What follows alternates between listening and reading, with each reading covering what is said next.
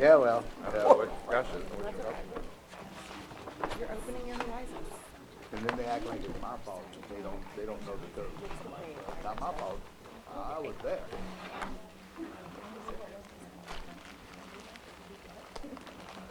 Oh, I remember. But the reality is I wasn't there.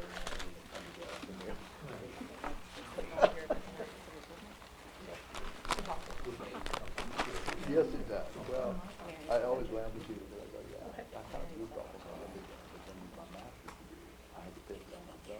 And Oh, I'm waiting on I you. was in Oh, I'm so class sorry. all the time. Okay, I apologize. Mary. Not at all.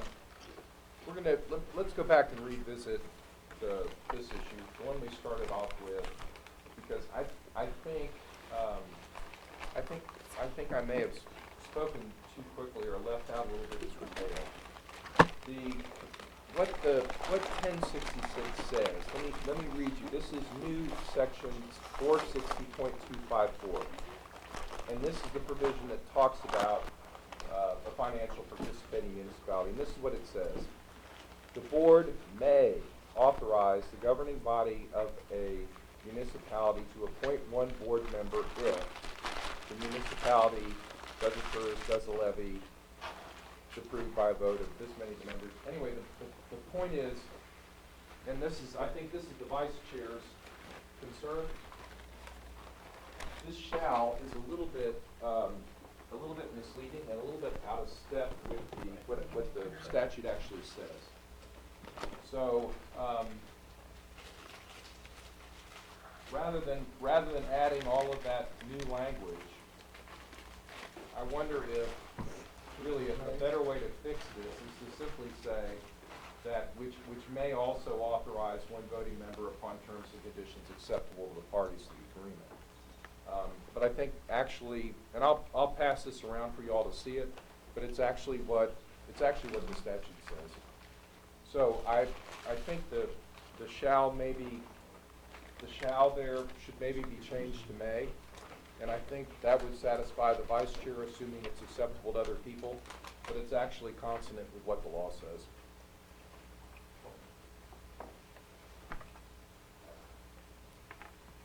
Y'all need to see it? Oh, sorry, I thought you were passing it down, I'm sorry. I didn't know, I thought you had it, I'm sorry. Whenever you're done. With your cookie. I was talking to Chris. You're distracted by the cookie. Yeah. We're also passing one this direction. Cookie. Your map, you can keep that one there. Madam Chair.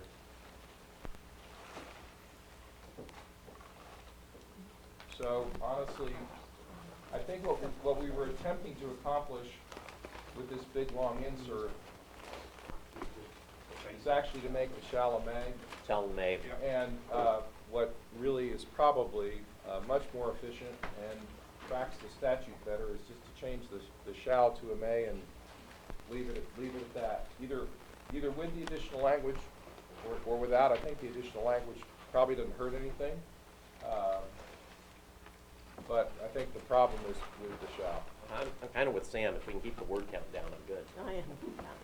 Yeah, and I mean, if it's covering the same subject matter, we really don't want the bylaws, in my opinion, to be different than I think so too. Statute. What created the confusion is there is some mandatory language in 602, 302, but that's actually a separate. There's some shall language in those, but that's a separate issue. I think that probably should be a may, and we should just leave it. Are people cool with that? Okay. All right. Yeah, as far as I'm concerned, I don't know if we need, what do y'all think about the extra language? Take it all out. I agree. All of it. So we're changing one word and we're done. Okay. That's good. one, next one, two. All right, that's two down. We're on a roll.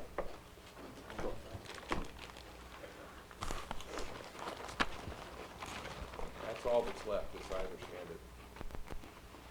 When I'm finished chewing, I'll have it. He has a problem with the page numbers. I haven't looked at the page number.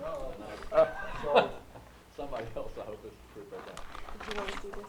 So if Are you done? we went Yeah. with the language where the non-voting are excluded, and we pass the resolution outside of the bylaws that the non-voting members are recognized as individuals having pertinent knowledge for the next whatever months and will be included in for that period of time. It's not in the bylaws, but they're included as persons with relevant knowledge, historical of the organization.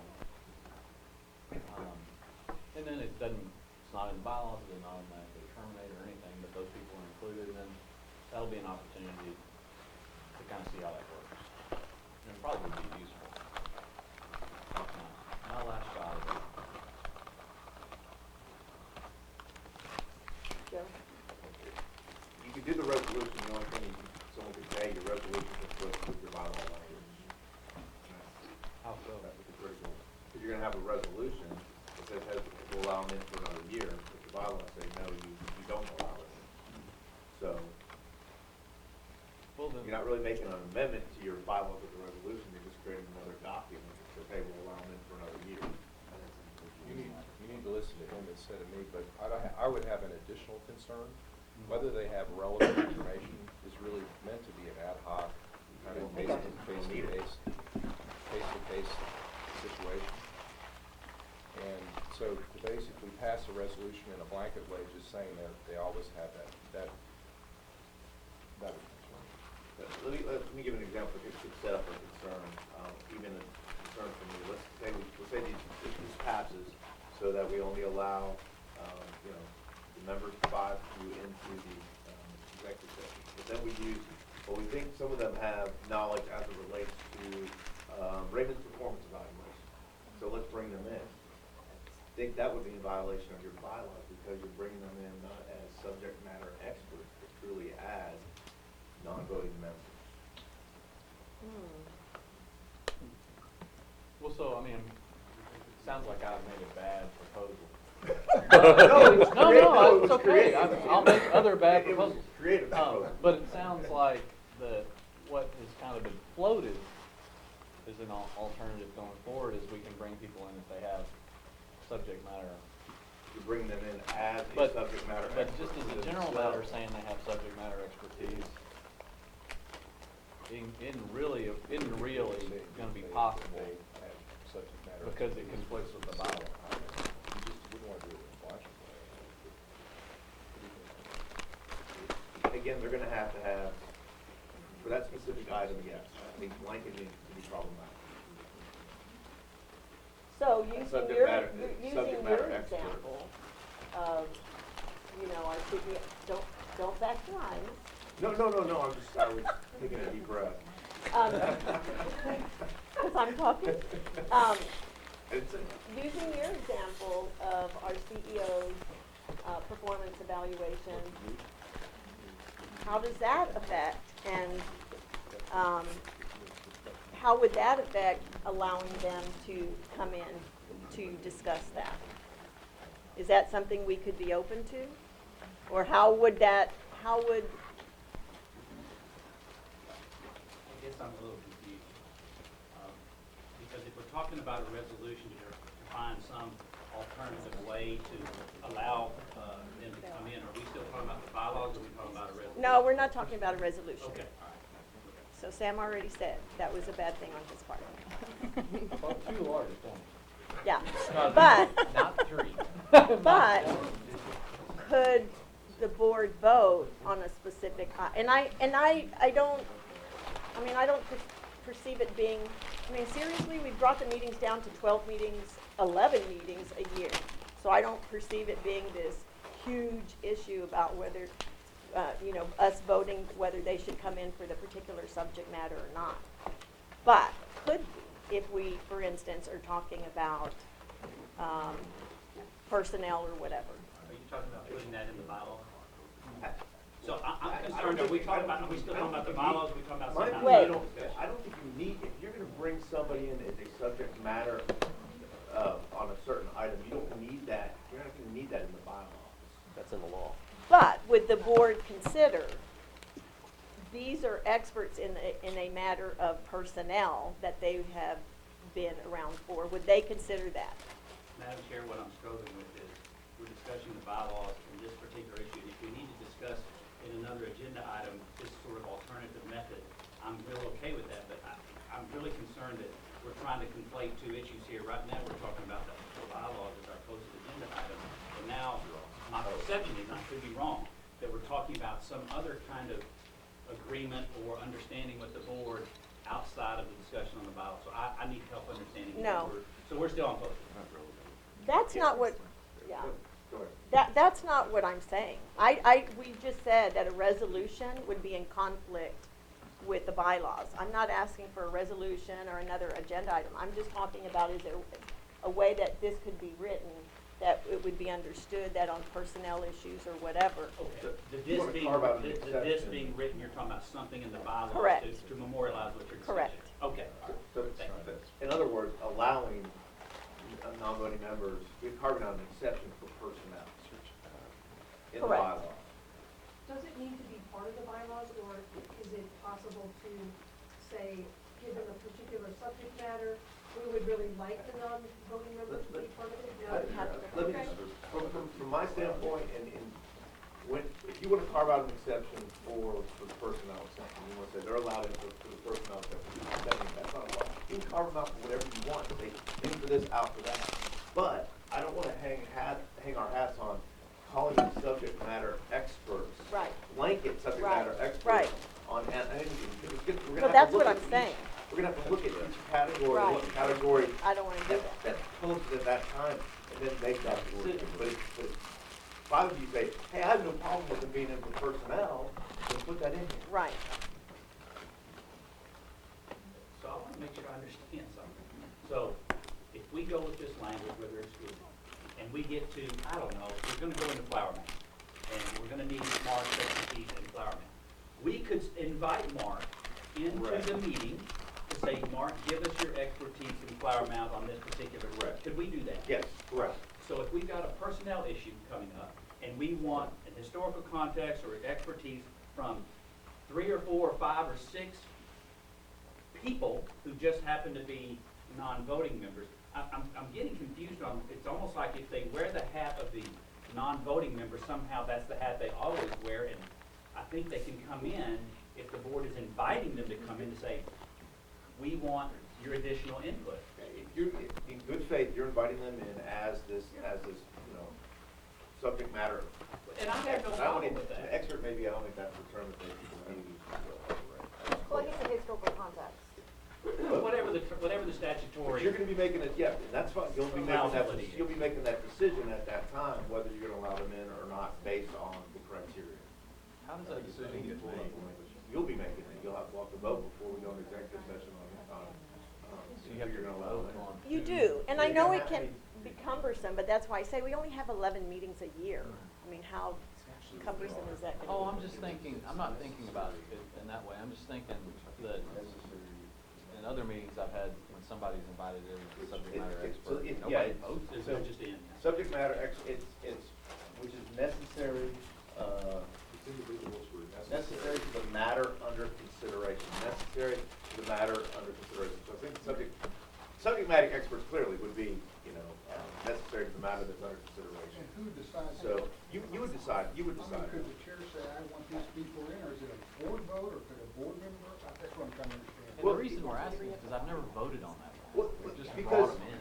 Correct, because in the past, Right, they were the city manager, or wherever you work, made a decision, hey, I'm bringing this person in, to have that discussion. There hasn't been a debate on whether or not, but if you want to decide all of them are allowed to come in because they have information that's necessary, bring them in one at a time, as opposed, they won't be sitting in there necessarily for the entire discussion, unless you want them to be sitting in there. I mean, Diane? I you don't bring want it to somebody get- in, you get the information that you want, then you send them out, you sit there and you have a discussion, come out and take any action.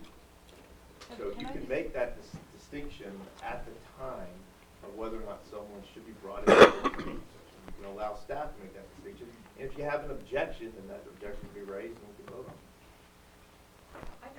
I just like to throw something else out, because that sounds ugly. It sounds really difficult. But going back to my point of this being an opportunity to build some trust and build some knowledge, what if we compromised on 6 months and say, okay, for 6 months, we're gonna do this, and let's see how it works. Because we're working from, well, we think it would be this way, or we think, so much has changed that I think that it might be worth trying for 6 months and put a stop on it and then say, it works or it doesn't. That's just my.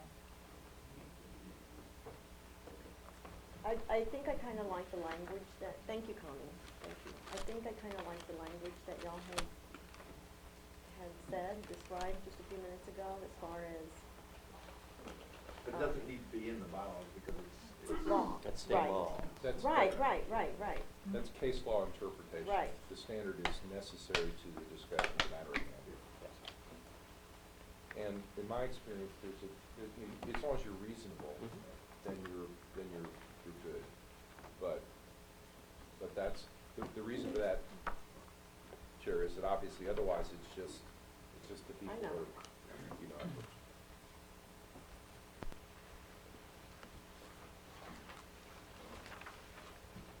Yet Connie threw out a 6 month, and I want to consider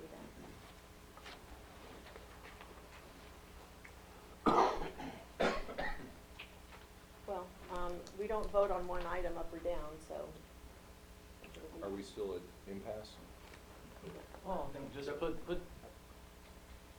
can do what you want, but I think just put some language up for a vote.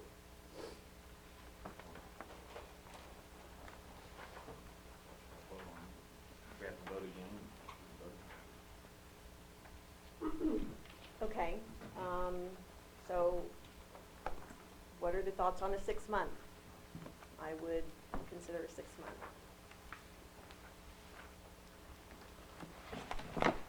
State law gives me the ability to have the experts I need to make decisions.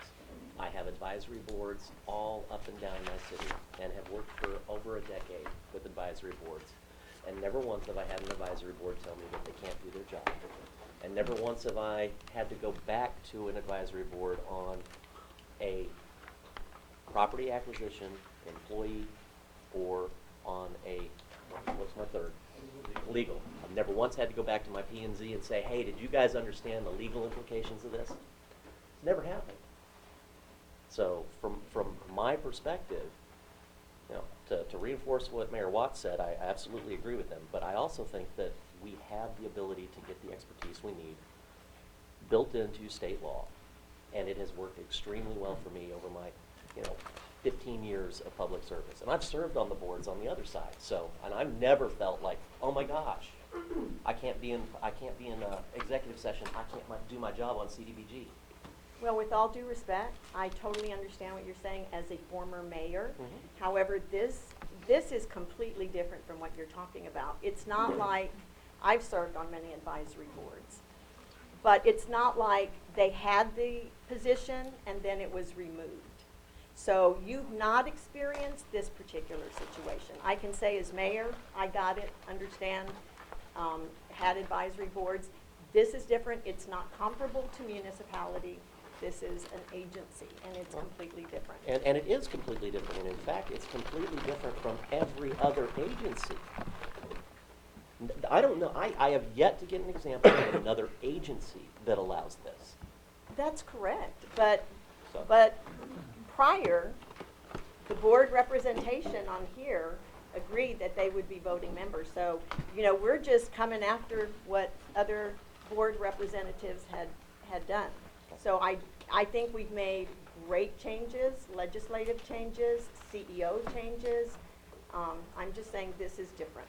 So, anyway, going back to a 6 month consideration that Connie brought up, just for consideration. Okay. So,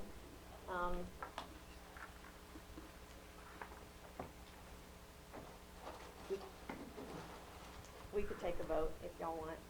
I think So just do the vote on the entire bylaws, and let's go through the three changes and see what we learn. Yeah, we can do that, Mayor, if you want to knock the other ones out. Actually, I think we have closure on that. No, I'm saying to make a motion Yeah. to approve the resolution with the following stipulations on the Oh, I'm three. sorry. Yeah, the three. I'm sorry. Some got When we get to that. Okay, to review, this, the only change here is that shall be changed to may. All the red language, none of it goes in, a one-word change. Article 1, Section 3G, change may to shall. In Romanet 3. And then here, these changes, I believe we would vote to accept these changes as submitted to the board for your review.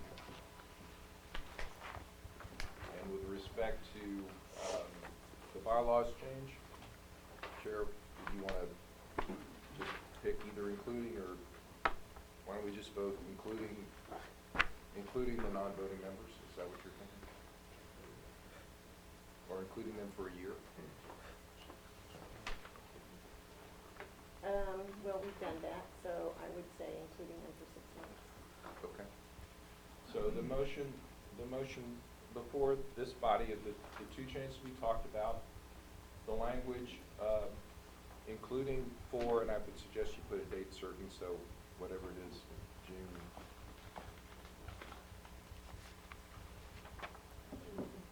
June 5, 2020. So the language you read in the two parentheticals, including closed meetings or executive sessions up to June 5, 2020. And that would be the language in both parentheticals. That is the motion. Yes, that's the motion. Yes. And I'm sorry, yes, and all preceding changes, which I think we had closure on going into this meeting. Don't need a second? Yes. We need to consider the resolution. We have a resolution that approves the resolution that approves the amended and restated bylaws with those 3 stipulations. Right. So, I make a motion to approve. Yes, I do make a motion to approve the bylaws resolution. Thank you, the resolution. The only language I'm looking for. Yes. 2 lawyers, this is, R19. come on. Resolution R19-13. Who has it? Resolution. Yes. Thank you. Yeah, this one's the quiet one. That specific resolution, yes. So that's, Could you summarize the vote requirements for the bylaws as you presented in the beginning of the Yeah, presentation? certainly. Right now, under the current bylaws, you need a majority of the voting members, 3 of the 5, and you need 2/3 of basically the founding municipalities. Because you're operating under the amendment provisions of the bylaws you've got. So I seconded the motion as corrected by Joe. okay, all those in favor say aye, or raise your hand by, aye. All those opposed? Okay, So under your definition of that's correct. right, Another motion. yeah. So, consider resolution R19-13 to approve the amended and restated bylaws. Do I have a motion? We have to state So we're- which, Yeah, which amendments. With them excluded? Except the, I'm sorry, Well, that's, with the 3 with the 3 stipulated 3 amendments. Yeah, But you get on the 3rd amendment regarding the voting members and non-voting members are staying right, excluded. Non-members being So, sorry. excluded. correct. So in this case, the parentheticals will read but not. Would read what? But not. Correct. But not Correct. closed meetings. So, I'm open to entertain a motion. So moved. Second. Second. Are you okay, Mayor? Yeah, I'm just trying to so it's the shall, it changes from shall to may. Yes, sir. We exclude the 17,000 Yes, limit. sir. And then this is, but not. Yes, sir. That is absolutely correct. So we have a motion and a second. All those in favor, say aye. Aye. Right? All those opposed? Aye. The motion carries. Thank you. Wait, Yeah, can you raise your hand for Brandy, Can we please? do that again? Can you raise your hand for Those in Brandy? favor? all those in favor? Thank you. All those opposed? Thank you.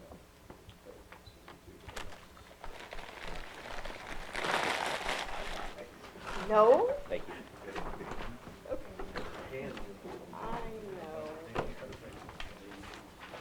that takes us, Frank, thank you. Thank you all very much. David, Appreciate it, Frank. Thank you. I like your style, kind of quiet. Yeah.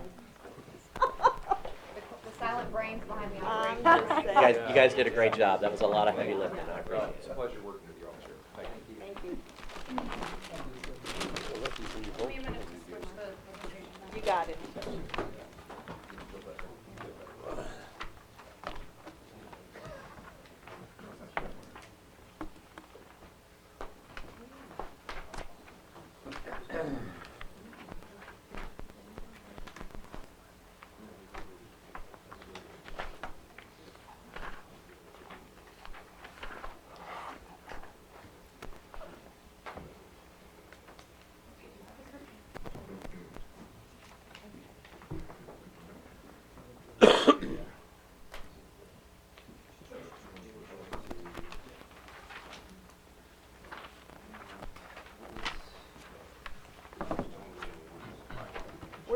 We're still in the workshop. Yeah, so we're on workshop Right. agenda item number 2, consider resolution R19 to 15, amending resolution for board officers. And this, staff is recommending approval of this resolution, and from information, well, I actually think we've had that with Frank too, but Yeah, we you want to reviewed go into what we're doing here, Joe, or Christina? This one is from previous discussion. Once we approved the bylaws, we needed to omit the treasurer position, and we would simply have secretary, not treasurer. So this resolution is just to eliminate the treasurer position, and staff recommends approval. I move we approve it, presented. All those, any further discussion? So I just have a question though, and maybe that's addressed, since Randall, you're our, Secretary, treasurer. He's secretary So slash we'll- treasurer, Okay. so he'll just be secretary and remove the slash I just treasurer. wanted to make sure. Okay. Yes. So you can still come here and do Business your job. card issue. Yeah. Not really. And just because you don't have treasurer as your title, does not mean that we might not ask you to sign checks. To come sign checks, that's what I'm asking. Okay, perfect, okay. So we need to vote. So, yeah, all those in favor, say aye. Aye. The vote was unanimous. Motion passes, resolution. Number 3, consider approval of the second amendment to engagement letter with Locklord LLP related to amended bylaws. Christina? In July, the DCTA board approved the engagement letter with Locklord for us to work with him on the bylaw initiative. That engagement letter had a not to exceed amount of $50,000. We surpassed that amount and needed to pay the invoices, so Raymond exercised his $75,000 threshold limit for signature authority, and we amended the engagement letter to $74,000. As you'll see in the memo, we do anticipate, the fees will exceed the $74,000 for this effort. As he alluded earlier, we had 7 editions of the bylaw process. He's been here for multiple workshops. So we are needing to do a second amendment of the letter of engagement for an additional $40,000 with expenditures not to exceed $114,000. And staff recommends approval. So moved. Second. Any further discussion? Any discussion? All those in favor say aye. Aye. The vote was unanimous. Thank you, Christina. I got some thoughts. Yeah, let's just. Okay, so, in moving to consent agenda, into consent agenda, Member Gilmore had suggested adding some more items to consent. So in discussing this with staff, so we're moving, some items under consent, which would be board members can still ask questions of staff relating to these items, prior to approval. So you might see some more things under consent. So we still get to have the discussion. But there are some items that do not require any action but have been provided in the packet. So we labeled that informational reports. It's information that you'll be getting in your Friday packets. We'll not have a staff presentation, However, staff will be available to answer any questions that we have. This is just, I think we kind of getting it to be a little bit more efficient and, I'm just used to consent agendas and, you know, again, it's not my bus to drive, but I'm used to consent agendas being, if there's no questions, there's no presentation. You move through. Well- And I think what we talked about is we're very open to moving Right. more items under consent, but from staff's perspective, there are many things we haven't had discussions with you because we don't have multiple meetings in a month. So we have a bit of a fear to put anything under consent because you'll say, well, this is the first time I've seen it, why is it under consent? And that's fair. So that's It's a one fair item. push-pull. And I would like to make one clarification. The informational reports are contained in your board packet, and staff won't speak to them unless there's some questions. right. So anyway, that was just, I do have a Oh, I'm question sorry, about Mayor. one of these items, sure. It's on, consent agenda item 2, which is just the financial statement. On page 55, I think I've asked this, and just to refresh my memory, because it's saying it's correct. We're taking depreciation as part of our sort of change in net position. Since that's a non-cash expense, what do we do with that? Like, the budget is $10 million, but what do we do with depreciation? Is there some money taken off and allocated? Because technically, from a cash perspective, it would be that much more as far as Sure. in revenue. sure. Do we siphon that off and put it somewhere, or is it just flow into the general fund for operating expenses? These financials are accrual basis. DCTA operates under, and transit agencies in general operate under a slightly different accounting structure Right. than a municipality typically Right. would. And so we show all operating expenses, cash or non-cash, Okay. in our interim financial statements. One of the many GASB requirements suggests that your interim financial statements should mirror what your audited financial Okay. statements look I like. remember So you saying since that our before. audited financial statements include depreciation, we include it here, but again, this is accrual basis, this is not cash basis. Right. So, and so we include these, there is no cash impact to this. Likewise, we pay cash out for certain things that are not shown as expenses here because it's just a reduction of a liability. And so we show everything as it relates to revenue and expense versus when the cash is actually received. Do we have any reports that are sort of like a P&L that exclude depreciation and exclude, where it's, here's your cash, here's your operating expenses, here's your debt service, here's what you have left after your revenues, your sales tax rent? We don't currently prepare any cash flow type statements except on an annual basis. Okay. No, that's fine. It's That something answers my question. with perhaps improved financial software we might be able to do on a more regular Oh, basis. there it goes. That's good. Our She financial- railed you right into but our that one, financial- Mayor. Our financial plan does not include depreciation. when you're The looking- long-range financial plan that the budget is adopted on, yes, does not include non-cash items. Okay, thank you very much. I Uh-huh. appreciate that. I'll remember that. Okay, so under consent agenda, we have approval of October 24, 2019 minutes. Consider monthly financial statements for October 2019. Move to approve the consent agenda as presented. Second. All those in favor say aye. Aye. The vote was unanimous, the motion passes. So next, you'll see the informational reports. So we can say, are there any questions regarding these two items? These were in our packets. If not, we can move to the regular agenda, but I want to make sure if there's any questions on these two items that the board has an opportunity to discuss this with staff. Can I ask a loaded question? Is there anything staff would like to highlight within those?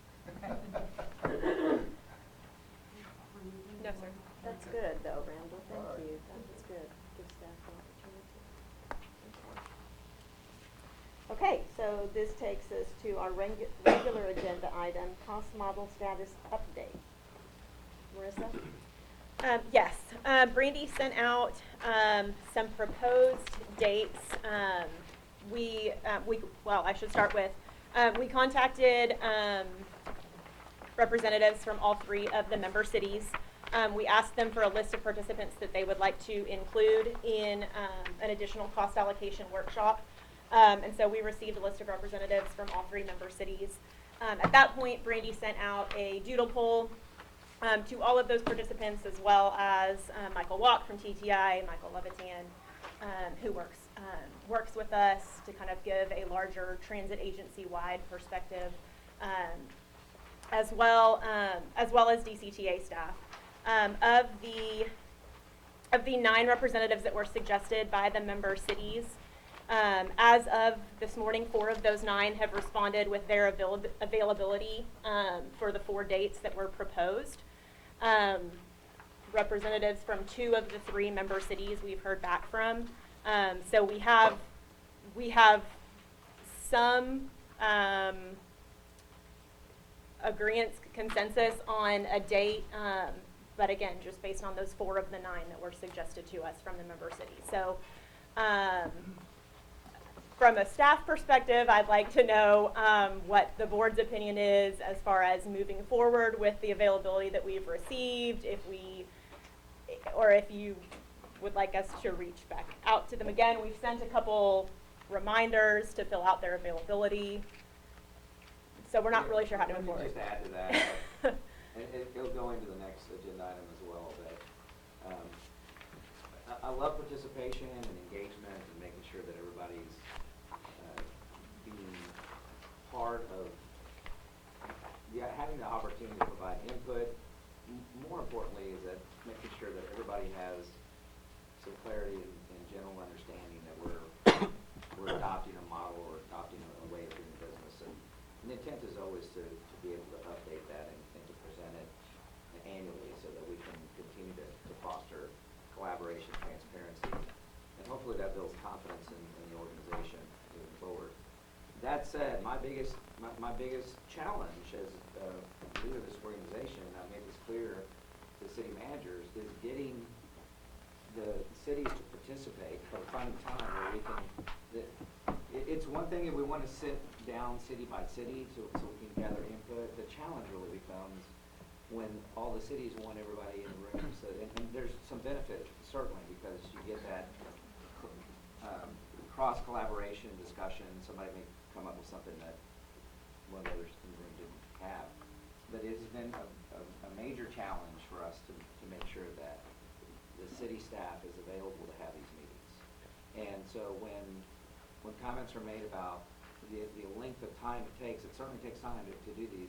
A lot of what, I guess my feedback would be, is a lot of the delays in these things happen when we can't get everybody on the same schedule. And the same thing with a transformational efficiency study, we call that.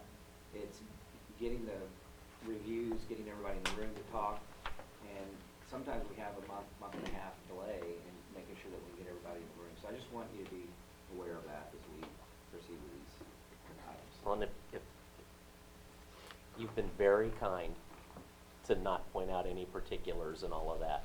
If offline, and if I'm at fault for it, let me know. But if offline, if there's a way that we can put a little goose under some folks, then let us know that too. Okay. Yeah, no, I mean, if it's, what I'm hearing you say is you sent out notices for dates to the 3 member city staff. Some people aren't responding. If somebody from Denton is not responding, let me know who it is, and I'll make sure that they. And they have been working diligently over the past month, I think, to get this thing scheduled. I don't take it, I just, I will certainly let them know they need to respond. Well, and at this Possibly point, we we have would, time. well, and at this point, we'd like to know, like, are we good to move forward with the date that the people that have responded have agreed to? We have consultants that are on standby going into the holiday season, multiple DCTA staff that we're trying to work on schedules. Should we look at scheduling something after the holidays to get better participation? How many did you send the survey out there, the request out to? There were nine representatives of 9 city staff, and we've heard back from 4. That's almost a majority. And the current Go. date is, the current date is December 19th, so it's not super far out. It's only a week and a half Yeah. away. Cindy? And so is the plan, these folks are gonna decide, or at least discuss what's gonna be in the cost model? So we presented the cost model to the board. We felt Okay. that was our obligation to let the board invited the city staff to come, but that meeting went very long. So some of them did show up. The CFO, Denton, was here. I'm sure he had other meetings to go to. Okay. So that got delayed. So we're rescheduling a meeting to include city managers, CFOs, anybody that wants to understand the existing cost model. That cost model, until the board's satisfied and the cities are satisfied that this represents the way we want to do business, is not gonna, our intent is to not ratify that, go talk to anybody until the board is happy with that. What some of the feedback that we received from the cities is that they prefer not to have that cost model ratified until we go through the efficiency study, because there might be changes that we want to do to the cost model, which I think is fair. But at least we have an interim document, because we started this with the original board. We want to make sure that everybody's at least comfortable with how the model worked, what's in it. I think Michael Walk at TTI did a very good job kind of crossing all that, but I'm not going to speak on anyone's behalf, but if you're not a trained CFO or have a really good understanding of financials, you probably want to make sure that your city staffs are comfortable with the model. That's why we felt like we should try to schedule that meeting.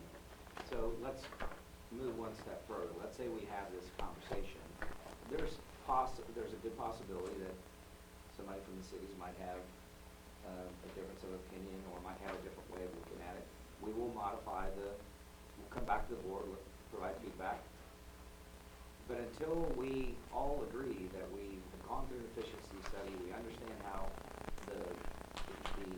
what the administration costs look like and all the different components of DCTA, I don't know when the board will feel comfortable that the cost model that has been created is going to be supported by the board.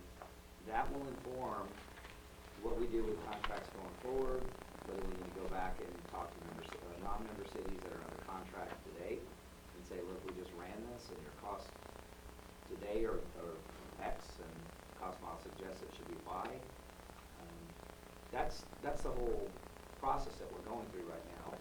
But we have been asked where we are with the cost model. We haven't been asked to not complete the cost model by the board, so we're progressing.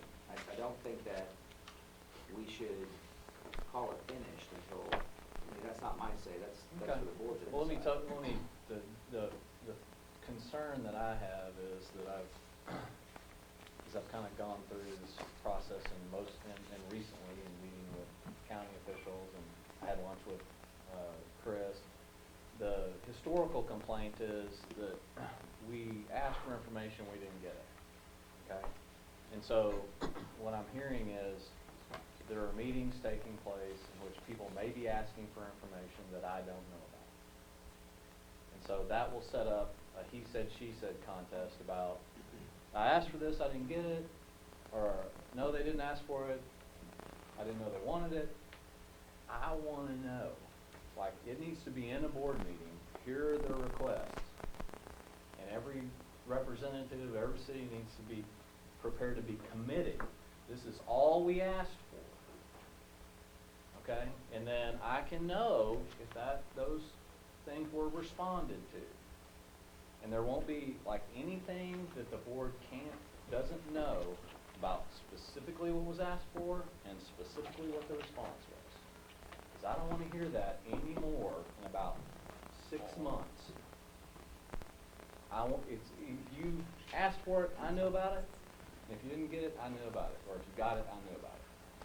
Because that needs to be over. Well, I would prefer, since I report to this board, to make sure that all communication and requests are coming through the board, because the challenge for me is when someone from a city asks for information inbound, and you have unless the board says otherwise, I have an obligation to try to provide that. The obligation is to the board. So I should be providing that to the board.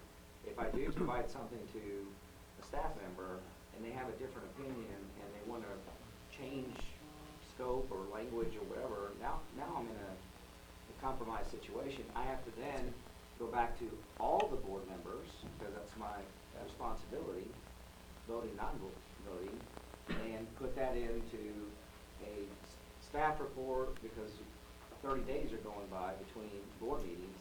I have to start having meetings with each one of you I'm on the phone, one phone in each hand, trying to call everybody, talking about what's happening. So, I mean, I really appreciate all the help, because it really is help to make sure that we're moving the agency in the right direction. But it can be a challenge to try to communicate and coordinate with all these different municipalities and this board. So that's my request to the board, is I would prefer with staff, because it's creating a lot of extra work, is to make sure that whatever's being communicated is running through the board process. I think we can fix that. And whatever's being requested needs to be sent to all entities, right? And Yeah, our that's mayor kinda the asked next thing, that. like if there's a Our mayor had request asked that 6 months ago. that's made, I wanna know who made it, Correct, when, and here's what the response was. correct. You know, like for instance, and I understand there's some challenges with the board members emailing each other, like copying each other on Sure. email, Yeah, with a request for information, but the response doesn't, there's not a similar challenge with that, right? No, well, depending on who you're responding to, you're responding to all. Just staff only, don't respond to all. So the way we can disseminate information, and what we've been trying to use, are those Friday emails to the board. So if a request has come in from a board member during the week, then we can, I'll work with Brandy, we can create an Excel spreadsheet that lists who the board member is, what was requested, and then we can attach the information. And then we can send that out in the Friday board email. What are y'all's thoughts about that? Yeah, I'm okay with that. I just have a question about the cost model status update. I think that's what we, So our meeting is currently scheduled for Thursday, December 19th in the afternoon from 1 to 3. We will contact all 9 of those city Yes. staff, ensure that that works for them, or get the go-ahead from each of those member cities to move forward with the subset that has responded. Because it may be that they've decided 2 of the 3 people they said can go are good, and so the third one's not going to respond, but we want to make sure, since some of these people specifically said they wanted to be included, that we're giving them ample time to do so. Would it be all right to CC the relevant board member? Yeah, Do you can people CC have me, it? of course. Sure. So if you're going to send those notifications out, just CC the relevant board member. And Okay. I think all correspondence with Okay. board members should be CC'd. Following up on what you said, probably all correspondence should have the relevant board member. Well, and to Raymond's point, if I've got staff making requests of Raymond, then as long as it's coming through me and I'm in that loop, then I think we meet the requirements. To Joe's point, so long as the board doesn't start replying all, because Yeah. then we wind up. Yeah, which is that lovely video that I get to watch every so many years.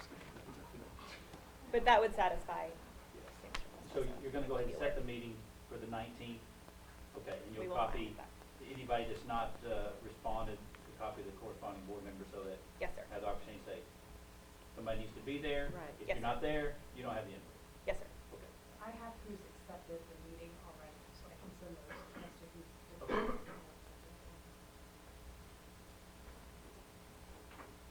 Okay, Okay. thank you, Marissa. Agenda item number 2, Transformation Initiative RFP Scope of Services Review. Nicole? Yes, ma'am. So let me Oh. kick this one off, if you Yeah, don't mind. okay. Sure, go ahead. So, Go we had, for it, we had Jonathan. produced I had met with the city managers of all 3 member cities, and we wanted to get input from them to make sure that what we call the transformation initiative, what others call the efficiency study, same scope of work, that what we were producing as a request for proposal, what the expectations are from the board and the cities were being met when we wrote the RFP. So we put the scope of work together. I reached out to member cities, asked for input from the city managers. There was a request, and we updated the board. There was a request for a temporary hold so that more information could be provided. And I followed up with the city managers of Denton and Louisville. We had a very productive conversation. The scope was different, in my opinion, it was better. What I did want to have is some dialogue about the scope, because it is a little bit different, although it's been done in places, to my understanding. And the intent and the idea, or at least the way I understood it from the city managers, is that they felt like this is such a critical component of moving the agency forward, making sure that the trust is there, that we've looked at the organization from the foundation all the way up, that it should be a board-led initiative. And how it was described is that the consultants would work directly for the board, and that the reports and findings would come to the board. And so we just wanted to make sure that the board is comfortable with it. I'm comfortable with that. I just think there's some protocols that you just need to be comfortable with as far as procurement. The other key factor was that who actually was on the source evaluation or selection committee. And I'll let Joe speak to that, but I'm going to hand it over to Nicole if there's anything left, Nicole. I would just say, I would just say if you are looking for the revised scope that Raymond's talking about, that can be found on pages 114 through 116 of your packet. And then we also included a draft timeline should the board kind of nod their head and give us direction that they want to move forward with the scope as is. We have a really tight timeline in order to bring a recommended consultant to the board in March. If there are any modifications or additional feedback that's going to be needed, I would definitely anticipate that pushing it a month because this timeline is just very tight as is. So just wanted to make the board aware of the timing. Well, I'm going to make it tight. Unfortunately, having looked at this when it was sent, it was a discussion that Raymond had with the city managers of Louisville and Denton, but Highland Village was not invited. And nor, I don't know if you guys were there, but I think there's some great ideas in here, and I think we can be really supportive. But I think to move forward without us having an opportunity to sit down with my city manager, with my mayor, and this goes back to what we were discussing. I think when Raymond's asked, or staff is asked, or correspondence is sent, and again, my mayor is very strong on issues. She was pretty upset when I talked to her about this, that all the cities, all the entities need to be included in anything that goes on with the board. And so since we did not have an opportunity, and I pointed out some really good things I think y'all came up with. It's just that we didn't have the opportunity to present our comments, or so I'm sorry, Nicole, but I'm going to do it again. And I think I don't know if we can all look at it again, and then maybe looking at time-wise, and certainly we do want to move ahead, but maybe if we could have the opportunity for those who haven't seen it or were part of it, and those who were, if any other changes, maybe we could send those edits to Brandy, and I'd say by the middle of January, what, 13th or so? Yeah, and if we had all feedback by January 13th, we would be able to incorporate all the comprehensive feedback into the scope right before the board packet is due. That's what my goal would be, that send it out in that board packet so that we all have an opportunity to look at it, and that way if there's any changes or edits or, you know, anything that you have it from everyone, and then we can all look at it prior to our next board Correct, meeting. and we could hold a workshop at the January board meeting, much like we've done for the bylaws, but we could do it for the scope. So we're going over every single edit that has been requested and talking through those. And we can come prepared with a memo for approval, should the board agree that any of the changes need to be accepted. And just from a timing and communication perspective, I met with the city managers right before the Thanksgiving holiday, so we just got the scope reviewed. We went through it together. Again, I thought it was a strong product. Feel comfortable that It's great. that we should move forward with it. It's just not everybody's had time, Right. unless you reviewed it during the packet Before the sent to you. holidays, yeah. no, I would just respectfully ask for some time to, yeah. And I think to touch on, Raymond had mentioned before, we have had a consultant report to the board before on certain projects. That's not new to us, but there are some, being able to look at the complete picture and understanding what the board's role is, that we just feel might be important for the board to know, especially when putting together like the evaluation committee. And so I know Joe can share just some basic information about the board's role in something like that, and what standard kind of Yeah, the question procedure was, looks like. the question was posed to me is what if we had an evaluation committee that was made up of actual board members or quorum board members, which is a little bit out of the ordinary for the way that we've done proposals in the past. So my concern was, let's take a look at our purchasing policy. Is that illegal to do? No, it's not illegal to do, although the other form, obviously, it's a posted meeting.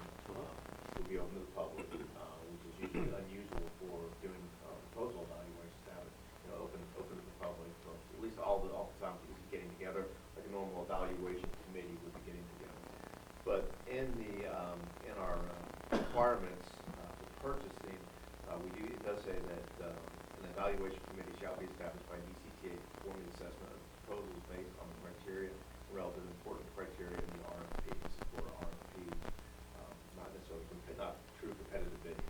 So procurement shall maintain summary evaluation documents.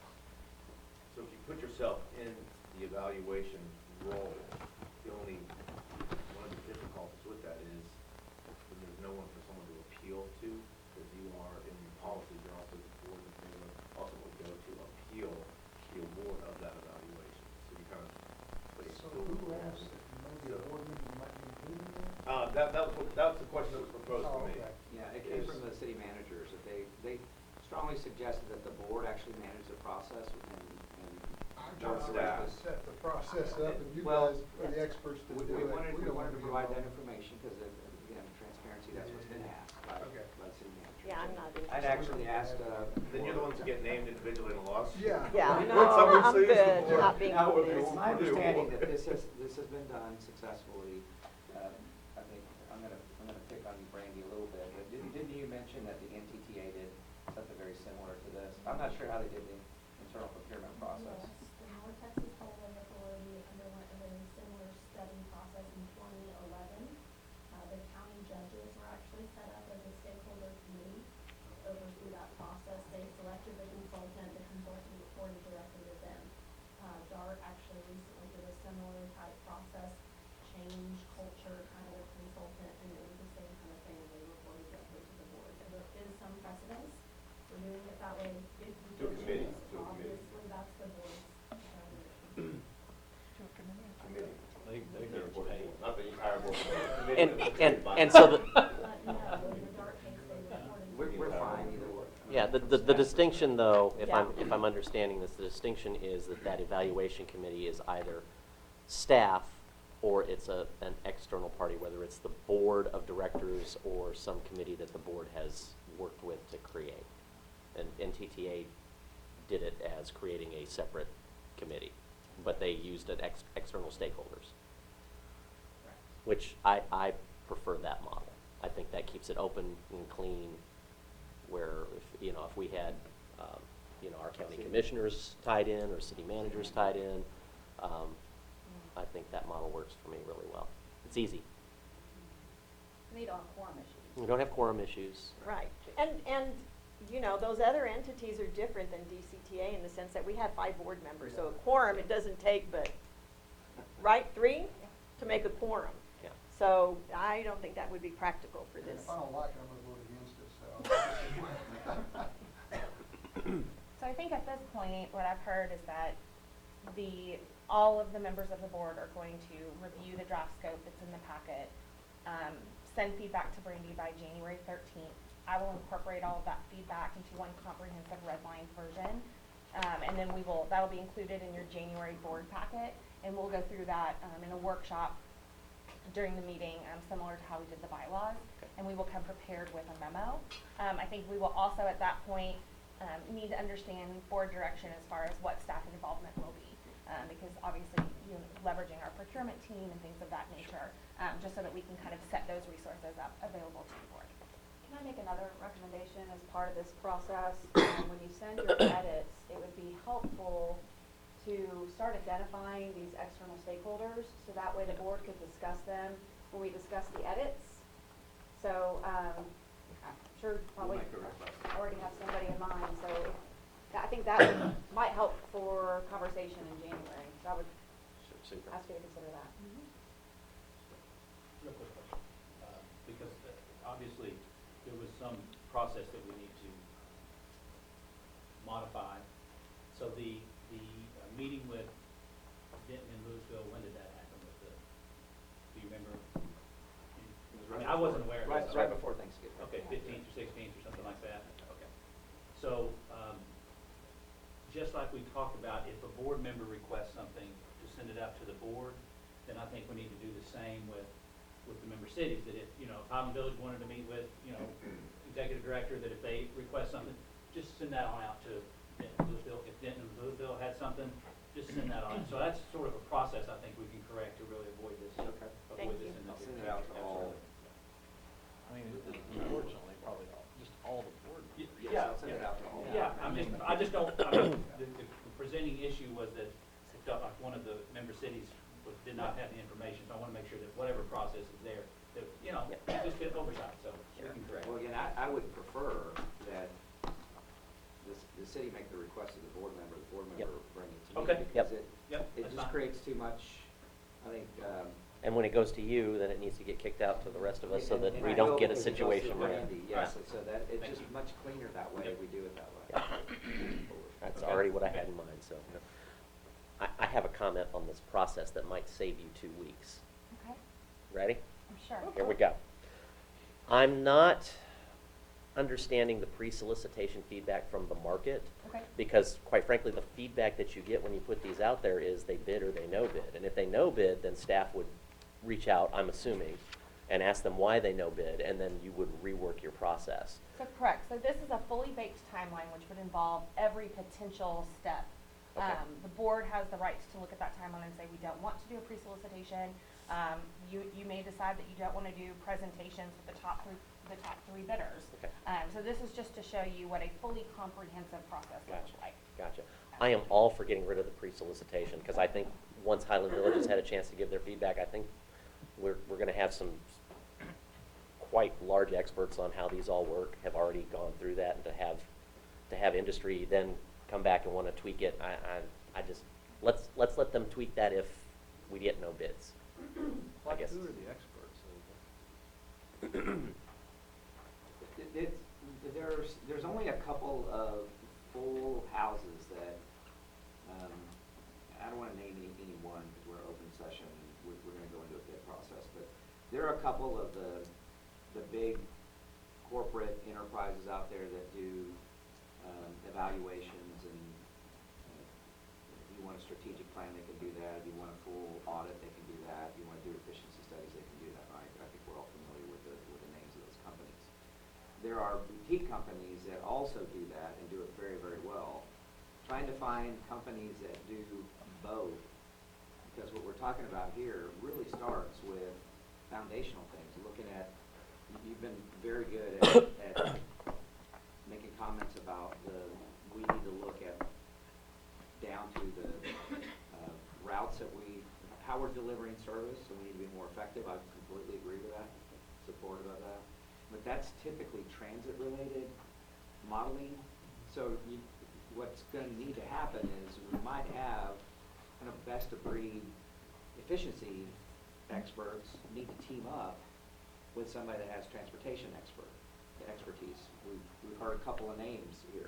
They may want to partner up. We can't force them to do that. They may want to partner up to do this. So you have some very large corporate enterprises that support transit nationwide. They're probably capable. If they were to read it, they would probably say, well, we can do this. We know how to do efficiency studies. We have 50,000 people across the United States. We can put strategic plans together. We can do transportation modeling. That, you might have a company like that comes all in. I think you can probably count them on one hand that can do that. And then you're going to have others that are going to probably want to partner in the board from the selection process. best one of this one, best one of that one, let them work together and provide you the total solution. So that's where a pre-bid, and I'm not suggesting that we have to do it that way, but a pre-bid conference could actually yield that the company that would look at it and go, well, we don't do transit stuff. When they get in the room, a lot of times the benefit of that procurement process is they learn about each other and they go off and they talk, and the next thing they do is they submit a proposal. So that's kind of baked into this RFP, is that we need the expertise on both sides. So you've talked to companies that perform studies like this, and I know a help- few, I don't know all of them out there. I know, but Yeah. and they helped you develop an outline. This actually came, again, we had several conversations with city managers that have done these things, City of Denton, City of Louisville, in conversations with them. They were great and offered some example RFPs. We took that, we put other things. The reason we call it a transformation assessment, not just an efficiency study, is we wanted to include the opportunity over a longer period of time for the board to be able to do strategic planning, for us to do transportation modeling. We have these 30 MOS providers. So the original conversation that we had with the city managers I had was, well, you'll probably need expertise from both, so hire two. The extended timeline gave the city managers some time to think about it, and they said, well, actually, that should probably just be all under one umbrella, so we have one consultancy, one throat to choke, if you will, to give us the right answer. And so, I use that phrase all the time. yeah. Use that all the time. But it's and I think that's a refinement, and it makes a lot of sense. So it's going to be hard to find the right mix unless if you want to have best of breed in both. A couple of them probably sitting here and say, well, we do that all the time, so. That's Okay. I wasn't trying to ask that big a question. The Input. input was just from the city of Denton and the city of Louisville and their city managers Yes. and staff. And information from NTTA and sample Yes. RFPs and, yeah. Okay, so you've reached out to Okay. other agencies, Yes, asked all these people. And that's in the RFP. Yeah. Okay, sorry. And we got that literally just right before the holiday, so there's been no delay on our part to try to disseminate the information. We're interested in moving forward, getting this study done so that we can move the agency in the right direction. Sorry. Thank you. Okay. Anything else on? Okay. Agenda item number 3, North Texas Mobility Corporation Board appointment. Christina? We have had some conversation about the need to appoint our NTMC board representation. And so today I'm going to go into more detail than we have in previous board meetings. So on the screen you'll see, as staff tries to maneuver the things that need to occur, we do need some direction from this board. The first one is, and I'll go into each one of these more in detail, but just to kind of give you the bottom line up front, is we will need some guidance from you regarding the legal counsel's recommendation to appoint 4 of the 5 NTMC board members, and I'll explain why later slide. I would like to hear from you characteristics of ideal candidates for the NTMC board positions, and then we can discuss the recommendations that have been provided by DCTA board members to fill these spots.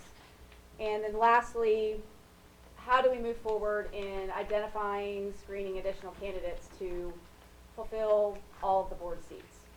So with the first one, just to give you a little bit of an overview of the composition of the NTMC board. We have 5 board of director seats on that board. There are not to be any more per the bylaws and the articles of incorporation, just 5. One of the seats is allocated to the DCTA CEO or similar position. The other 4 seats are to be residents of Denton County. Each seat is a 3-year term, and there are no term limits, so it's unlimited terms. And board members that are appointed by the DCTA board may be removed by the DCTA board at any time. And then if you recall, in previous meetings, Joe and our labor attorney have given the guidance that it is in the best interest of DCTA to make sure that we keep the two separate employment statuses, the single employer. Keep the two boards separate. Right, and to not place DCTA board members on the NTMC board. So, additional qualifications for the NTMC board is they must reside in Denton County, and a recommendation for what type of qualifications and expertise we're looking for. You'll see on the screen we have professional experience in transportation, business, government, engineering, or law. Now that language was taken straight out of the Texas Transportation Code for DCTA. To me it seemed pretty applicable for both boards, but some direction I'd like to have from the board is, do you feel there are any other areas of expertise that we should include in this whenever we're discussing and identifying candidates to fill the NTMC board positions? So that's the first guidance that we're looking for. Surely that's broad enough. Yeah, that's pretty broad. Okay. The only one that has come up in conversation maybe is higher education, but that's up to you. That has been mentioned, but we can leave it as is. I'm good leaving that as is. Okay. Wonderful, that was easy. Next one. She's saving the hard. Looking at the current board composition. So as I mentioned, Raymond is on the board as the DCTA CEO. We also have Chairwoman Diane Costa, and we also have Connie White, and then 2 vacancies. So that is the existing composition of the board. Again, per legal counsel's recommendation, his recommendation is going back to that single employer issue that we fill 4 seats. So fill Chairman Costa's seat and Connie's seat, and retain Raymond as that is part of the requirement. So hoping that by presenting legal's recommendation, just want to make sure that the board is on board with that recommendation. Any questions or concerns regarding that Legal has a recommendation? recommendation. I approve that message. Next slide. Right. Okay. Everybody's good with that? Okay, makes sense. Okay, so moving to the next one. I did ask for feedback from the board to send some recommendations of potential candidates to fill these seats. I received I've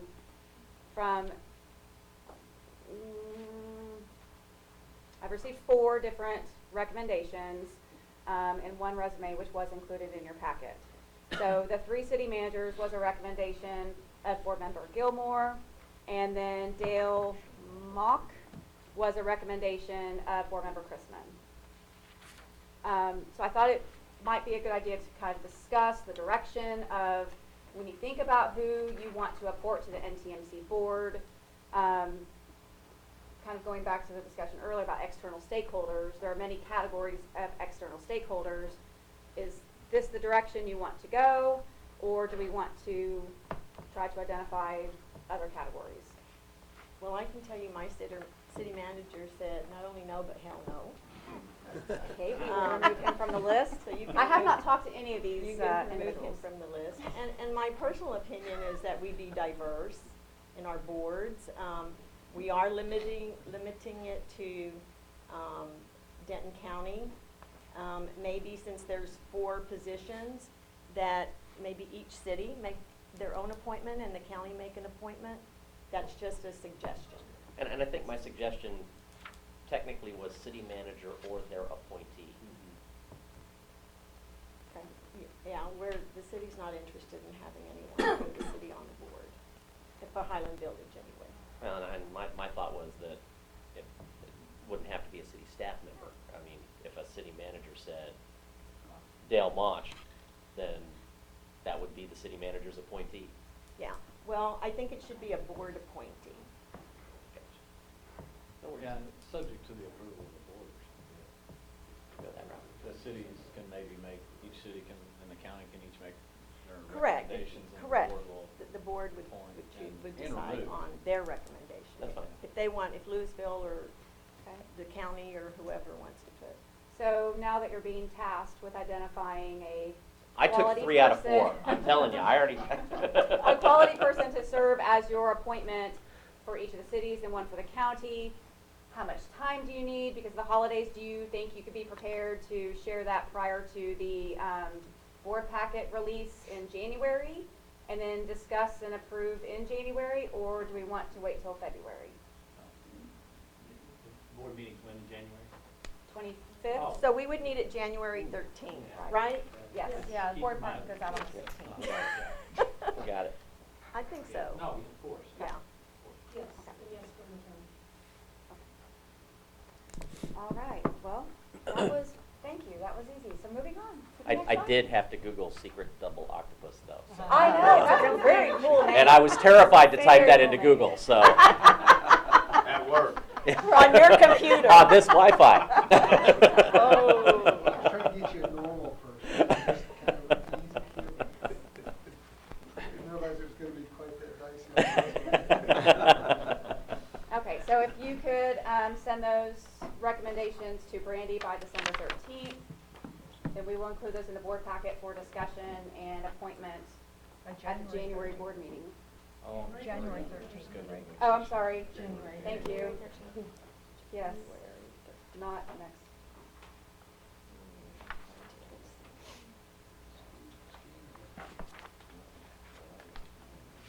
All right. Did y'all say, did you say January 25th? I think, is that the date, Brandy? What is the January board meeting? I know it's late. Probably the 23rd. It is the 23rd. Okay. That's the next board. Okay, good. You don't wanna come in on I scheduled a Saturday? vacation beginning Saturday, January 25th, and I didn't think I had failed to account for the board meeting. My apologies, I did not have a calendar in okay. front of me, I should know better. The calendar's in the board. And we'll talk about that later in the agenda. You can't be held liable for that yet. Got it. Okay. Was that it, Christina? That is all. Thank you very Yeah. much for the guidance. Went That was great, right? very easy. All right, thank you. Agenda item number 4, consider approval of an award for state legislative consulting services and authorize CEO to negotiate an agreement. Lindsay? Hi. So as provided in your packet, we have been working with state legislative consultants since 2006, basically to assist in the agency protecting our authority as it was created and the funding structure throughout the legislative sessions. I think we all know, having them, part of the various sessions, that things can happen that are unintended, and so it's really important that we have representatives down there on a regular basis watching out for those types of things. We do have a current contract with a consultant with Capital Insights. We've had that since March of 2014. It expires on December 31st of this year, and it does not have any further extensions available on it. So as a result, we issued an RFP for state legislative consulting services on August 8th. We provided that full solicitation in your packet as Exhibit 1, Solicitation 1913, and those are on pages 123 through 153. So if you're interested in seeing the type of information that we put out there, and we're trying to seek in terms of qualifications for a consultant. We, staff, conducted an initial evaluation of all of the proposals that we received, and interviews with those who submitted were conducted throughout October. And the interview panelists were Chair Costa, Vice Chair Gilmore, our CEO, Deputy CEO, and myself. Procurement staff sat in on those meetings, so promise we were we were in line with everything we were supposed to do. And as a result of the evaluations and interviews, we are recommending approval of an award to the firm Hilco Partners. In addition to the information that you have in your packet, we've provided at your seats a green sheet of supplemental information. It's essentially an updated board memo that gives you detailed information on who submitted for the in response to the RFP and the financial impact of the award if approved today. So if awarded, the contract with Hilco Partners would be for a 2-year term beginning January 1st, 2020, with an option to renew for 1 2-year term, for a total of that 2 years, $227,000 or $113,000 per year, plus reimbursement of reasonable business and travel expenses up to $10,000 or $5,000 per year. So with that, stand for any questions. Oh, yes, Mayor, sorry. I'm sort of a little confused on this. When I saw it on the agenda, but I didn't see any backup Correct. for it. So that is I don't know if I'd call it a concern, that sounds too strong of a word, but I don't feel comfortable with the process. Okay. I see the 4 firms that responded to the RFP, but I don't see any information about pricing. I don't see, I see Hilco Partners proposal, but I don't see anybody else's. And Mayor, if I may, I will address those concerns. One thing that we did provide, I neglected to tell you this, we did print out a copy of the solicitation from Hilco that is also at your seats as Exhibit 1 with the supplemental information. We can certainly provide copies of the responses of the other firms that, that proposed.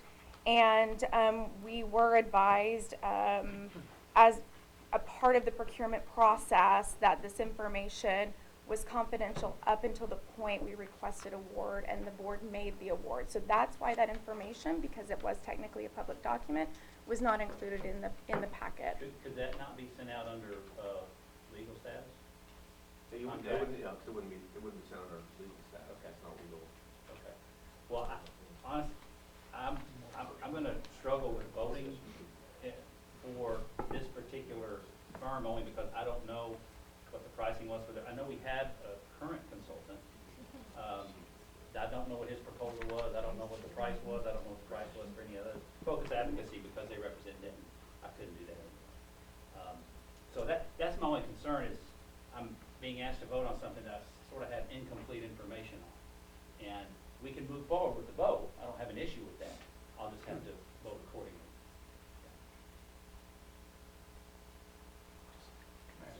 So was this just for Austin, or does this include DC? Or This is specific to Austin for state legislative And we'll do a consulting separate services. one, I guess, for DC, or do we do that? We will be addressing that at a later date. And this, the term, what did you say the term was? A 2-year term with an option to renew for 1 2-year. 1, 2, okay. Yeah. Gotcha. So do you have the proposal costs or prices for the other 3? We do, and I can certainly provide that to you. Can you provide them now, or is that confidential information? I brought everything with me, and then I put it back Is in that my office because confidential it was a lot of it. It's not, the pricing is not confidential at this point since we're awarding it. Yeah. So, yeah, the only, if you didn't award it, then obviously they would know, what the pricing was, Yeah. which they could get anyway through open records. Yeah. Once Okay. it wasn't awarded. I can go grab that information. Sure.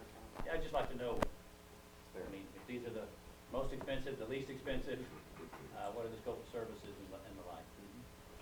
And Christina, because since Lindsay's gone to do that, can you describe the processes that we went through?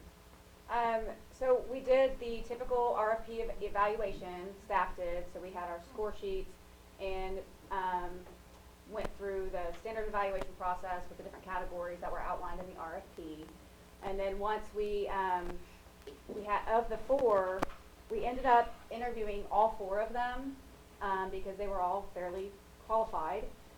So by bringing in Vice Chair Gilmore and Chairman Costa, and then with the 2 of us, we did interview all of them. I think Vice Chair Gilmore missed one of them, but he was there for 3 of the 4. And so we did have discussion after the interviews among with Raymond and staff and the board member representatives, and we pretty much came to the conclusion that this was the best recommendation to bring to the board.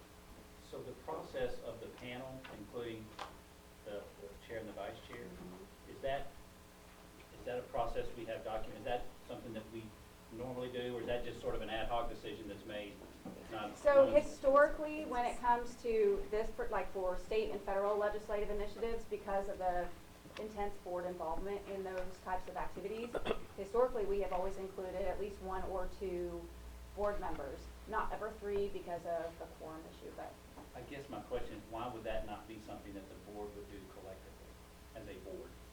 I mean, if you've got two board, if we're trying to select a legislative representative or consultant, and I've got one person's resume, one person's proposal. I mean, I know them because I've interviewed them before in past situations, but these others, I have no idea about. So I would hope in the future, I'm not going to worry about it this time, but I hope in the future that we select these at the board level. That if they come in for interviews, they come in and interviews with the board, and that the board selects them, because I just don't really feel comfortable with this process.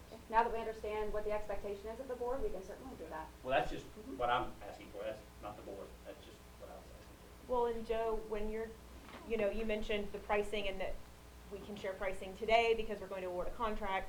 If the board was on the interview panel and it was therefore an open meeting, how would that be handled from the solicitation perspective? Well, no, we could they could come in and, do an executive session on this. Or, So, Ed, I'm confused. How is You know what, that? actually, no, Because of the pricing. Because they're not legal services. Well, it's similar to when you're gonna hire an attorney, now, I mean, the board could make the decision, but in the proposals could be provided to the board members confidential. The proposals could be given under confidential, to have them here at the meetings under confidential. Those would still remain under procurement laws.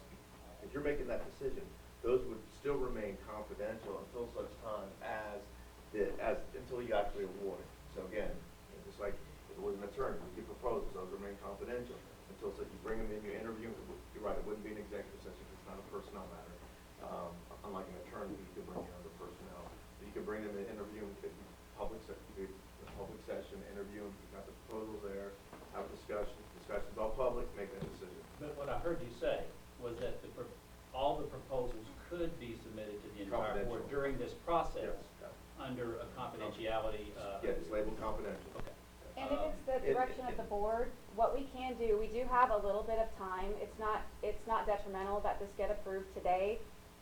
Could it be approved today? There's a lot of work to start doing, but if we delayed it until January, if it makes the board more comfortable that we provide all of the proposals, we can provide those to each one of you. You can have a chance to review them, and then we can bring this back to the board in January. I'm just one board member, so it's up to you guys. But yeah. Some of your criteria was good, I hear what you're saying, and it's a better process maybe in the future, but I don't want to buy it down if you guys are comfortable. Most of them are already labeled confidential anyway, so. I just want to know the pricing. I mean, that's really, And I have that here. okay.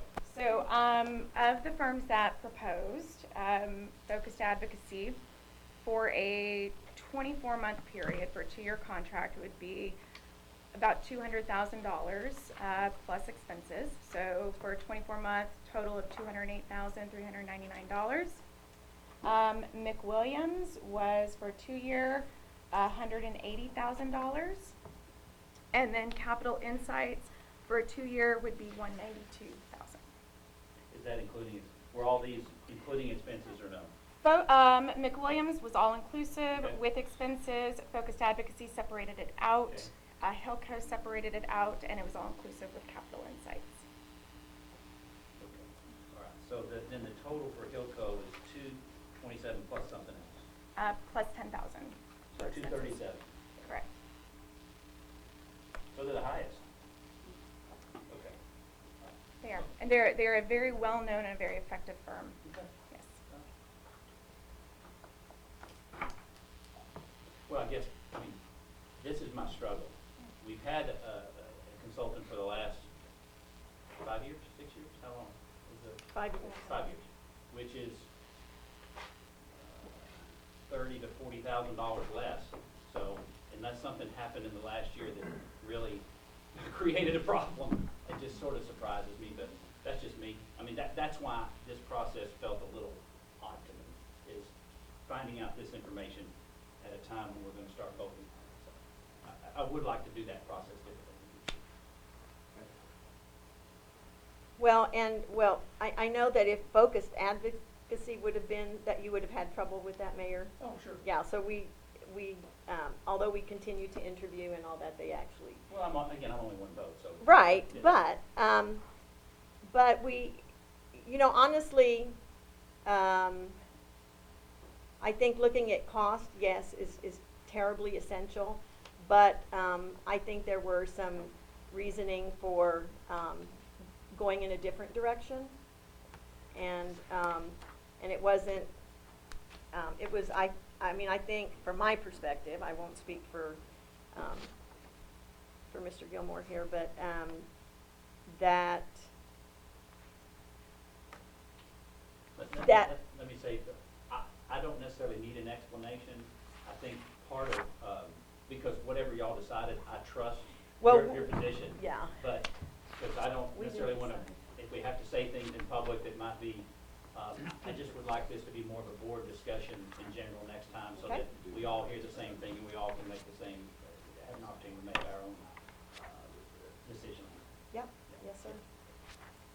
I would think to expand on your comments on that for going forward, like a financial income paragraph here, financial impact on the green sheet, what's the difference from last year to this new, what would be the number that we're voting on?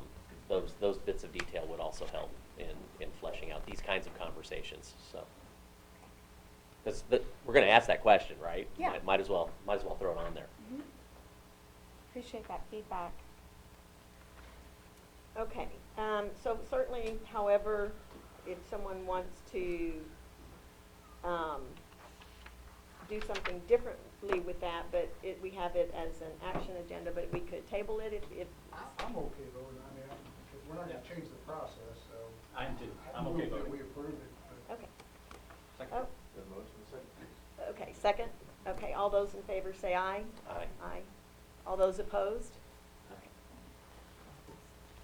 Okay, thank you. Okay, agenda item number 5, consider the approval of task order 3, revision 2 with Irving Holdings for contract 17-03 on-demand rideshare services for Frisco. Troy, hello, how are you? I'm fine, thank you, Madam. I'm Troy Rayleigh. I am the Director of Bus Operations and Maintenance. Today I'm here to present the task order number 3, revision 2. It's to increase the budget with Irving Holdings for the taxi service in Frisco. There's been an increase in ridership over the last, since the inception. And we're seeing that we're going to run short on money in that with the projected number of trips. So we request that you approve it. So, is there any questions on it? And the expenses that are incurred through the Frisco service are then billed to the city of Frisco. Yeah, it's a pass-through expense. What do you mean you say gonna run out? Who's running out of money? You're saying the contract? Currently, I'm sorry. Currently, the budget is set at what, $70,000? Yeah. 72,000, right? Yeah, the attachment. I'm sorry. The attachment is on page 154. Right. Yeah, so what happens is the city of, in this case it's Frisco, the city of Frisco authorizes an annual budget.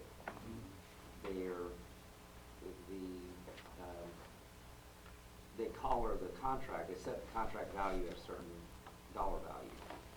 They can continue to ask for service, but once they get to that dollar value, it's done, they have to go back to their board, they have to ask for more money. For funding. And so it's a task order based contract. They request them through a task order. We send it to Irving Holdings, and then they provide a service. So with regard to Irving Holdings, the task order that we have available is at the point that's being exceeded. Yeah, it's 72,000. Right. So what's And the this- 66,000 that says in the FY 20 budget includes? Is that for us or them? This is the budget that was set for that line item, and what's happening is that they're they're exceeding the amount of service, we need to add more service to it, so. No, but have they already approved it, and that was just a reference, or have they not approved the change yet either? Frisco has asked us for the 95. Yes. Okay.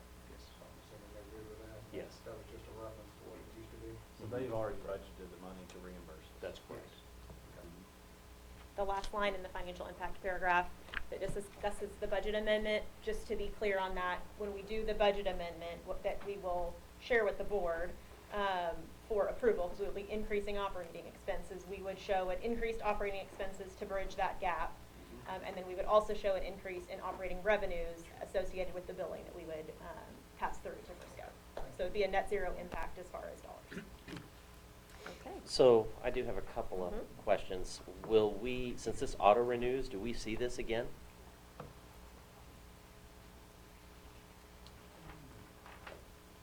No, it's like if you're within the term of the automatic renewals, and what's the automatic renewal on this one? Is it One every year year? auto renewal, the same terms and conditions. No, unless you want to see it. First of all, I'm not a fan of evergreens. Now, if I were on their side of the table, I'd love an evergreen, but on my side, I'm not a fan. I would also, because we're kind of in the middle of trying to figure out what all these things cost and are we effective or not, and I don't have any of those numbers. I'm very hesitant to encumber us on a new evergreen contract in that regard. So I don't know if,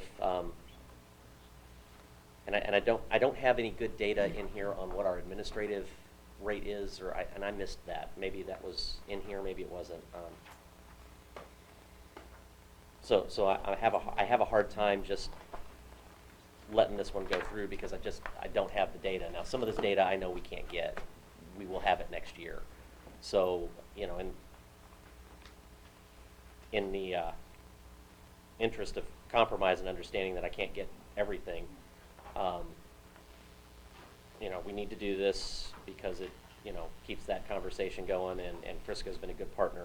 But I would be more than happy to renew this, but it needs to come back to me and the board, in my opinion, because we're going to have a whole different set of numbers to look at when this comes back. I apologize if this one got by me because you'll note in one of the other items, we actually just extended it for 6 months because we were expecting that we were going to go, exactly your point, Yeah. we would go to the efficiency study. Yeah. And I don't know if we can do that here or if we need to just do the 1 year. And I know we've got a clause in here that if there's a 60-day notice, but I also don't want to tell them 60 days out, oh, you know, we need to have that conversation earlier than that. So I don't know what the policy or procedure would be on that. So to answer a previous question, the taxi service contract includes a 20% markup. So Okay. we would bill them dollar for dollar what we pay Irving Holdings plus an additional 20% program support fee. Gotcha. And Irving Holdings pretty much handles everything, customer complaints, issuing of the card. It's probably one of the least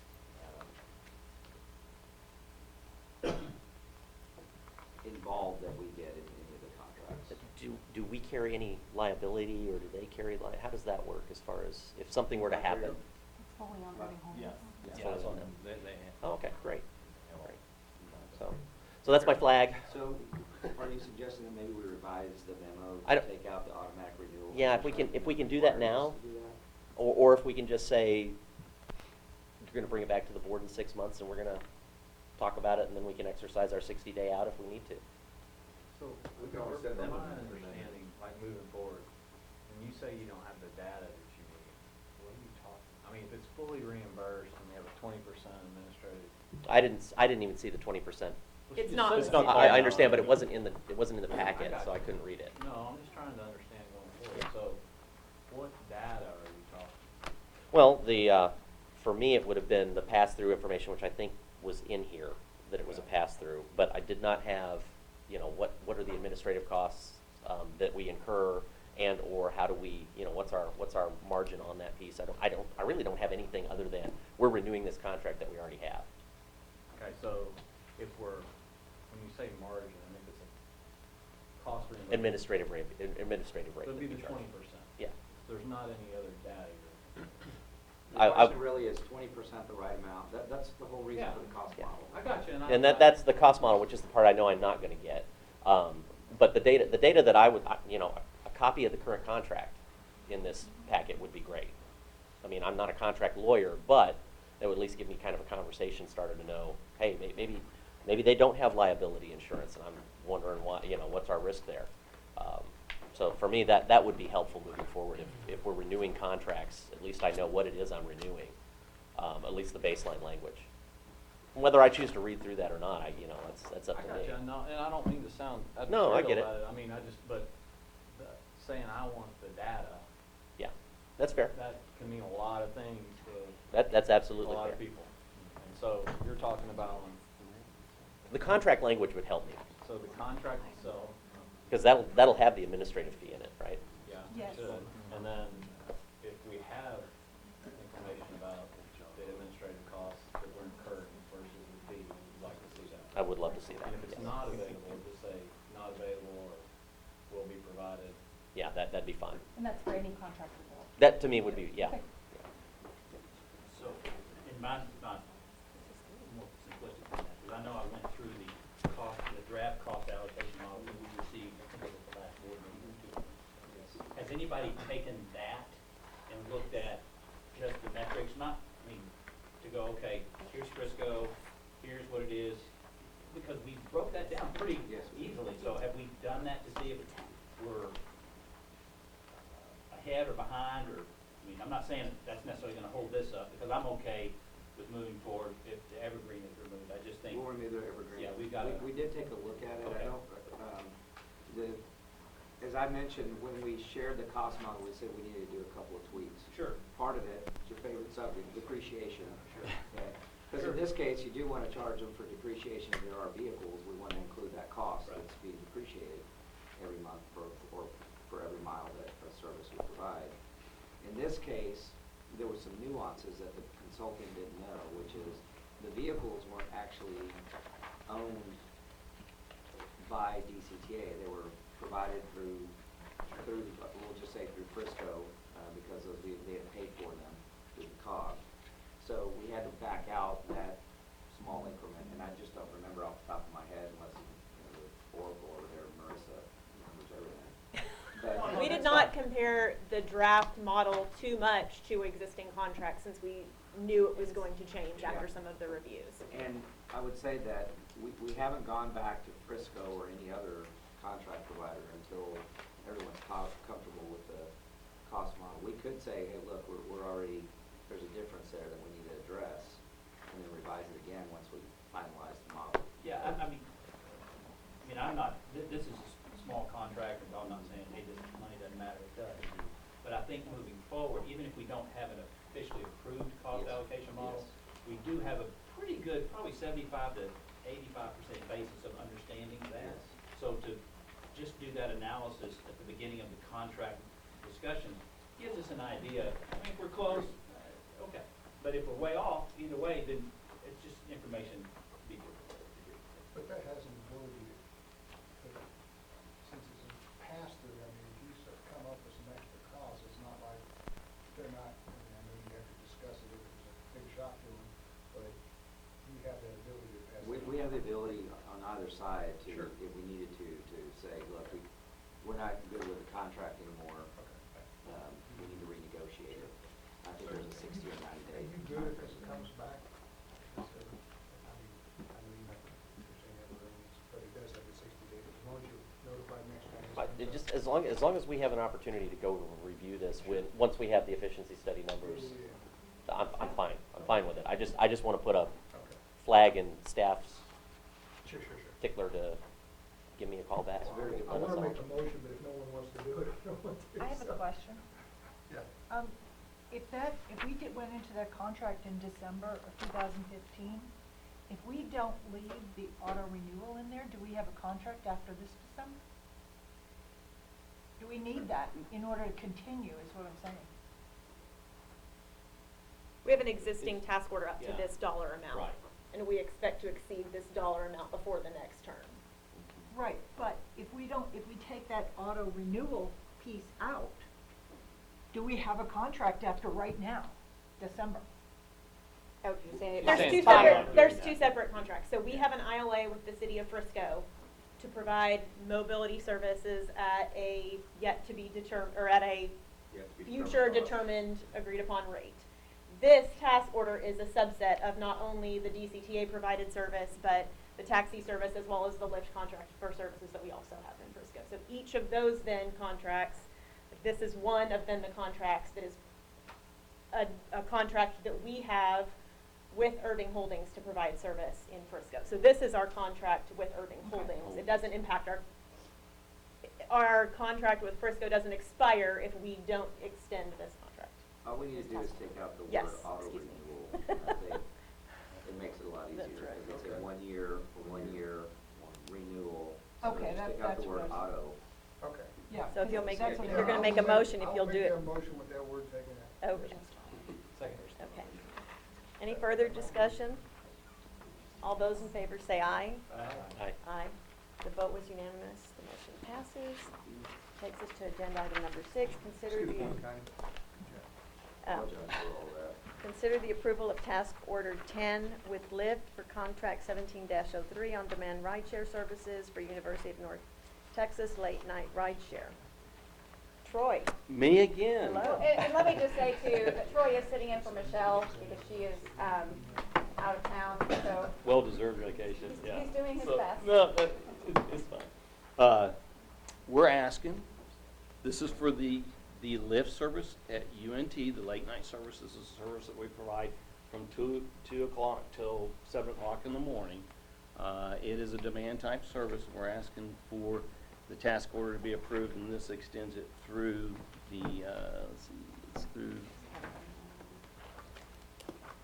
For calendar year.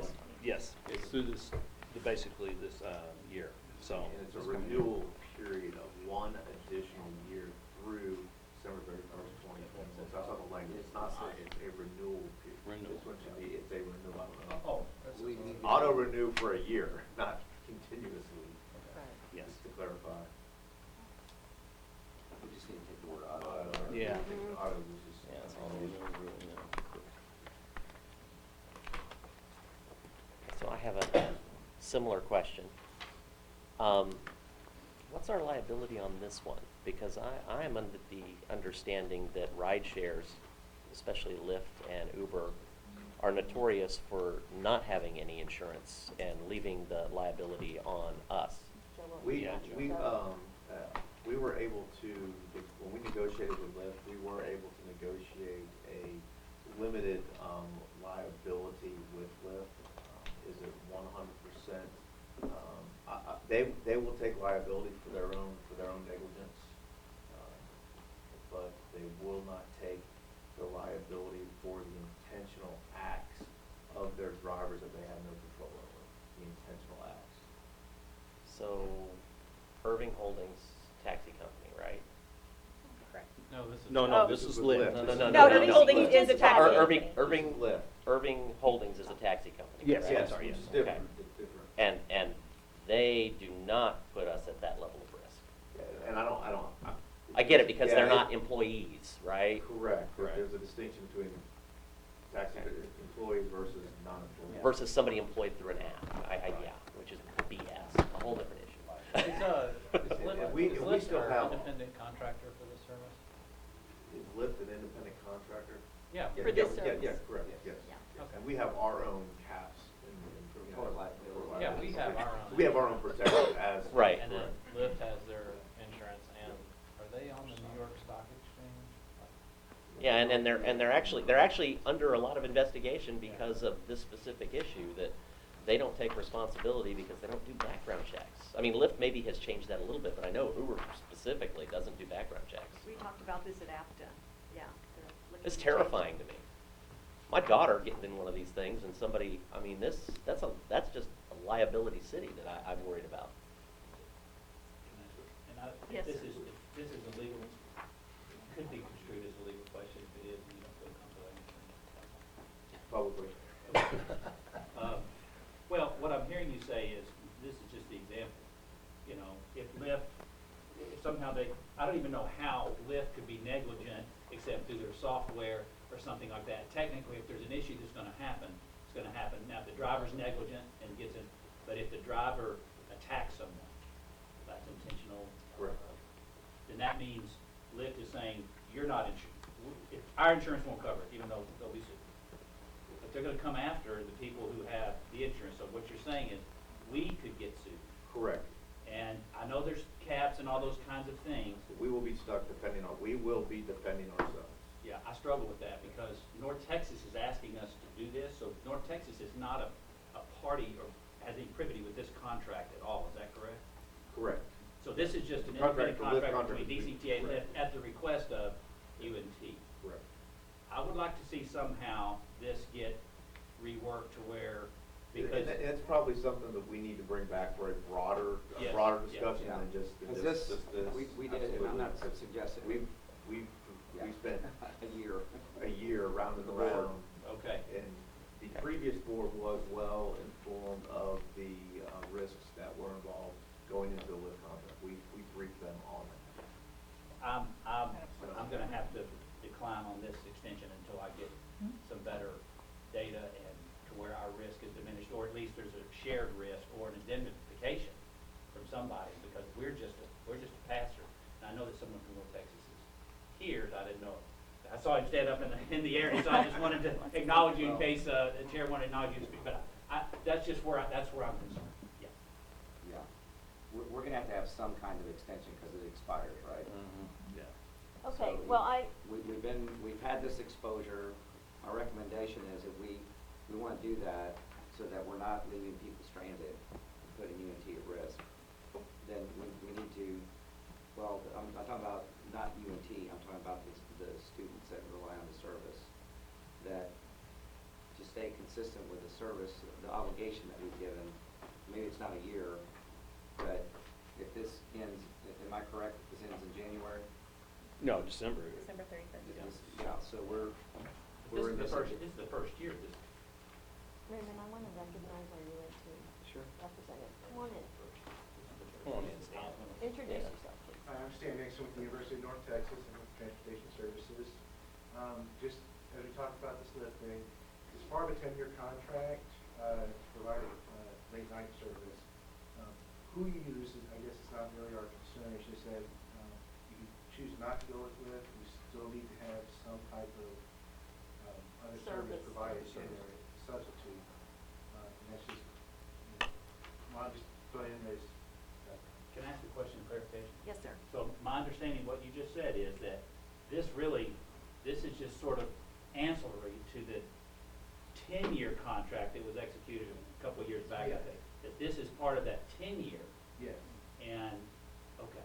All right, one so of the this isn't a services. separate contract. No. This is built into our Okay. petition. And again, it doesn't have to be Lyft. Lyft wasn't specified in the contract. It was just a transportation network that was. So we were. So when we looked at it, the expense for the number of people that you carry late night, it was originally like emergency service. Somebody doesn't feel comfortable in a parking lot late at night, they need to get to their dorm room, they have to park really far away.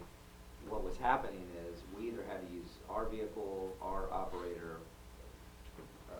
Before that, it was actually UNT providing their own vehicles, their operators. Very, very expensive for very, very low ridership. So we considered looking at taxis, we looked at Lyft, the issues with taxis is just very late at night in that area, the availability was a concern. So we looked at a bunch of different alternatives. There was a lot of discussion by the board about level of liability, whether DCTA should be taking on liability. We can go through that process and go through the conversations again and figure out, make this board comfortable with whatever our decision is.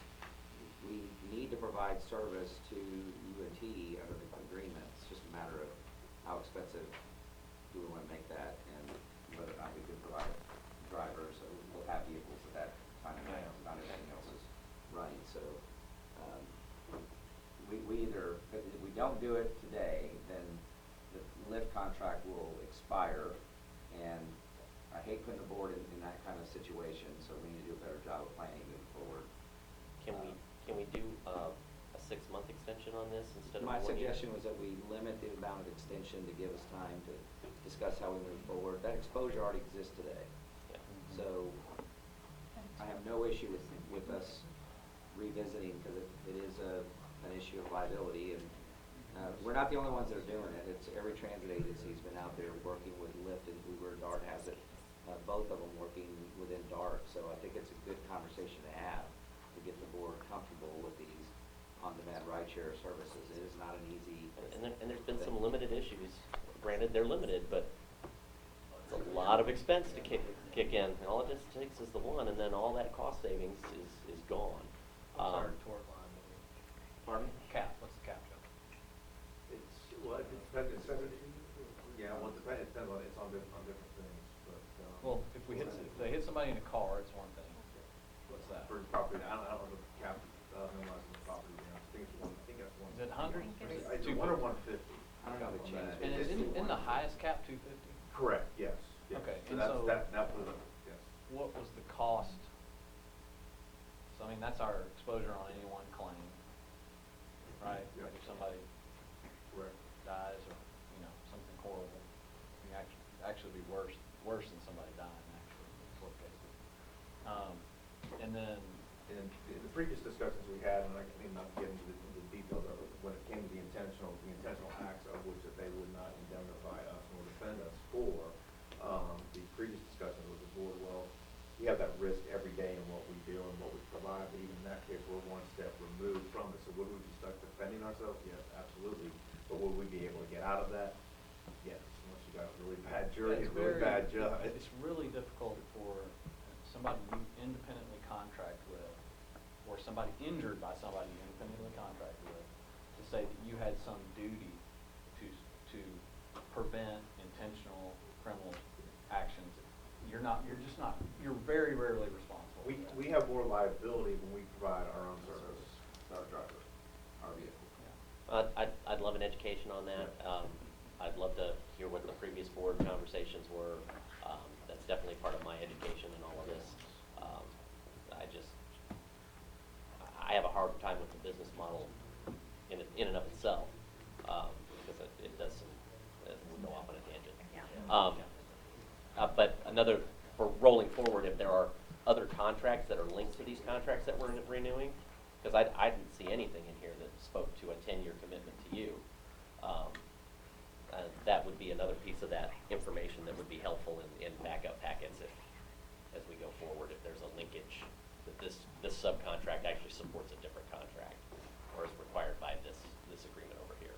So thank you for giving me that. That's great So do clarity. we want to make a motion on a 6-month or 6 month? That's what I'm, So moved. I mean, Yeah, that at least gives us some time to come back and get Okay. educated on all of this, and then So it's maybe 6 I do exactly what the previous board 6 did. months at 36. Maybe not. We'll see. Sure. Okay, so I have What was them. your question, sir? Yeah. Is it 6 months at 72,000 or 6 months at half a year, 36,000? Half a year. So 36,000 is the task order amount that's being approved. Yes, It's ma'am. being proposed to be approved. Yes, Yes, ma'am. please. Okay. So I That's have the motion. a motion and a second. Any further discussion? All those in favor, say aye. Aye. Aye. Okay, the vote was unanimous, the motion carries.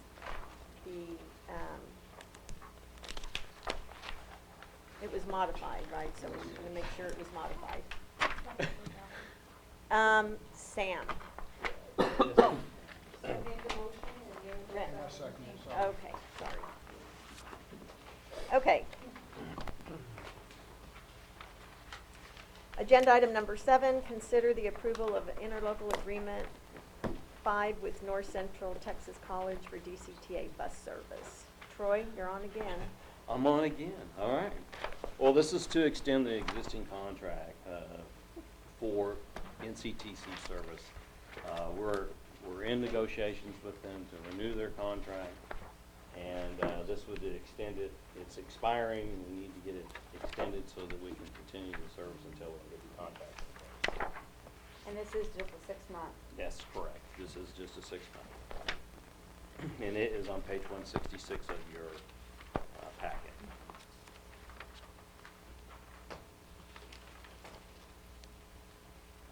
Move to approve. Any questions? Okay. Move to approve.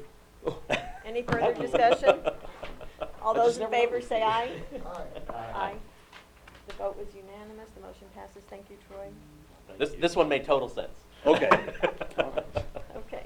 Your delivery on that one was better. Oh, yeah. It But- has yeah. experience from the three previous items. Yeah, yeah. And again, copy of the contract will help me clear this up too, because you know, is that, Come on, that was- is that 5% increase, how do we come about that? Is it a, It's in the contract. Yeah. Is it- Yeah, we'll make sure moving forward that the original contract, we'll just have available so that every time a board packet goes out, it's reference material. perfect. Absolutely. Okay, that takes us to agenda item number 8. Consider resolution R19-16 to endorse the FTA Transit-Oriented Development Grant Submittal and support 20% local match for TOD planning study. Raymond? Yes, so this is an item that we became aware of. This is a federal grant opportunity. They come out pretty regularly. The reason we're asking the board to approve this is that we had to write a letter of commitment to the FTA as part of the submittal, but it was a timing issue. So we went to Washington, D.C. We had an opportunity to meet with several different delegations.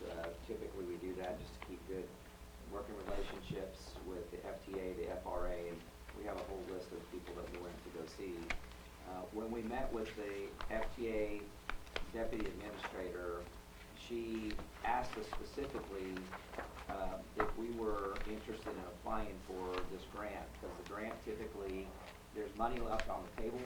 Last year, they had a lot of money left over. They said, are there any projects that you're considering? We said, what is, in this particular case, this block grant was associated with, and it's a fairly innovative grant for the FDA, and this is to do, I would say, preparatory work around any new rail lines that might exist in the area. You want to do some transit-oriented development to assist in just determining whether or not the cities would be interested. Does it make sense from an economic development perspective? And she said, oh, by the way, we really encourage you to apply for this, but the deadline's on the 18th, and we were sitting there about a week and a half out. So the first thing we thought was, wow, here we are asking for consideration of DCTA and grants coming out, and that she had one available. And with a strong consideration, we felt compelled to try to put an application together. We use a contracting company that does grant proposal writing. They do a fantastic job. We were able to submit this and appreciate the support of the cities, because one of the things that they typically do is to make sure that there's support for the grant. This is a commitment that if we do get the grant, and again, it's competitively awarded, that we would support the 20% local match. We asked for, what page is that on? Got the exact amount. I want to say $750,000. Yes, $750,000. Yeah, so the local match would be $150,000. $150,000 if we get the grant. What this particular TOD is focused on is sometime in the future, there's been a lot of discussion about east-west connectivity, additional rail lines. There's been some chat about the KCS line. So what we did is we thought what we'd do is propose doing some TOD studies around potential stations along the KCS line, and for whatever reason in the future we felt like that was a corridor of interest that we could do the preparatory work, and that would help inform the next phase, which would be if the TOD is interesting and it's one of the few corridors that is not included in the Metropolitan 2045 plan at this point, that it would, and the COG is actually looking at that corridor. They recognize that it probably needs to be in the 2045 plan. If it's not in the 2045 plan, you're not going to get any federal money. You're not going to get a lot of participation from the COG or the RTC. So we met with quite a few people from the COG staff. They were encouraging us to move forward and support, so we did that. So we're asking the board to consider this resolution and vote in favor of it, which is endorsement of TOD grant submittal, which obligates us to 20% local match. Any questions?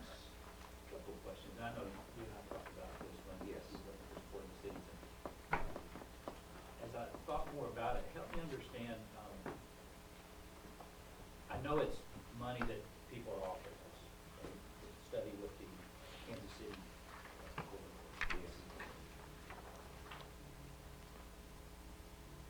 What's the time frame for something like that? And then secondly, we're looking at other corridors south of us, strategically.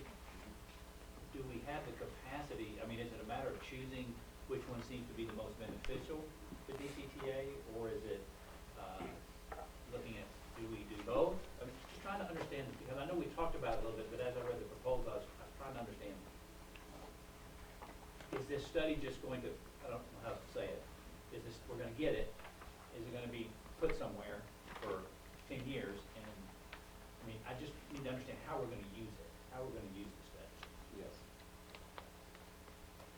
Long-range planning is a very interesting process because you have to, it's a chicken and egg thing, and actually the deputy administrator said the same thing. It's like, how do you know whether you want to move forward on it unless you know the value of the potential investment in your city? So if it's running through all three of our cities, through Castle Hills, could connect to the Frisco corridor if the Frisco corridor ever gets built.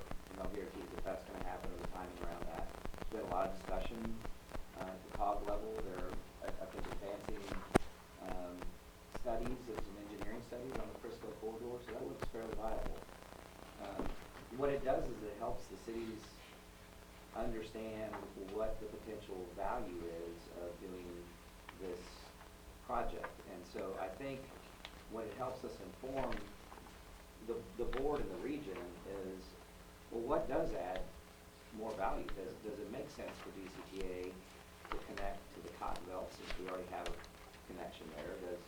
Should we go invest in taking this data and getting this corridor included into the long-range 2045 plan, which then makes it viable for the COG to spend money on it, for us to go look at New Starts programs, for BNSF and others to get engaged, because they know that the RTC and the COG have said, yes, this is a plan that's been included. Okay. So we had reached out to the COG. They did some preliminary ridership estimates. They came out pretty good. There was some interest from at least one of the council members from Louisville as to what we could do around east-west connectivity, what available rail corridors are out there.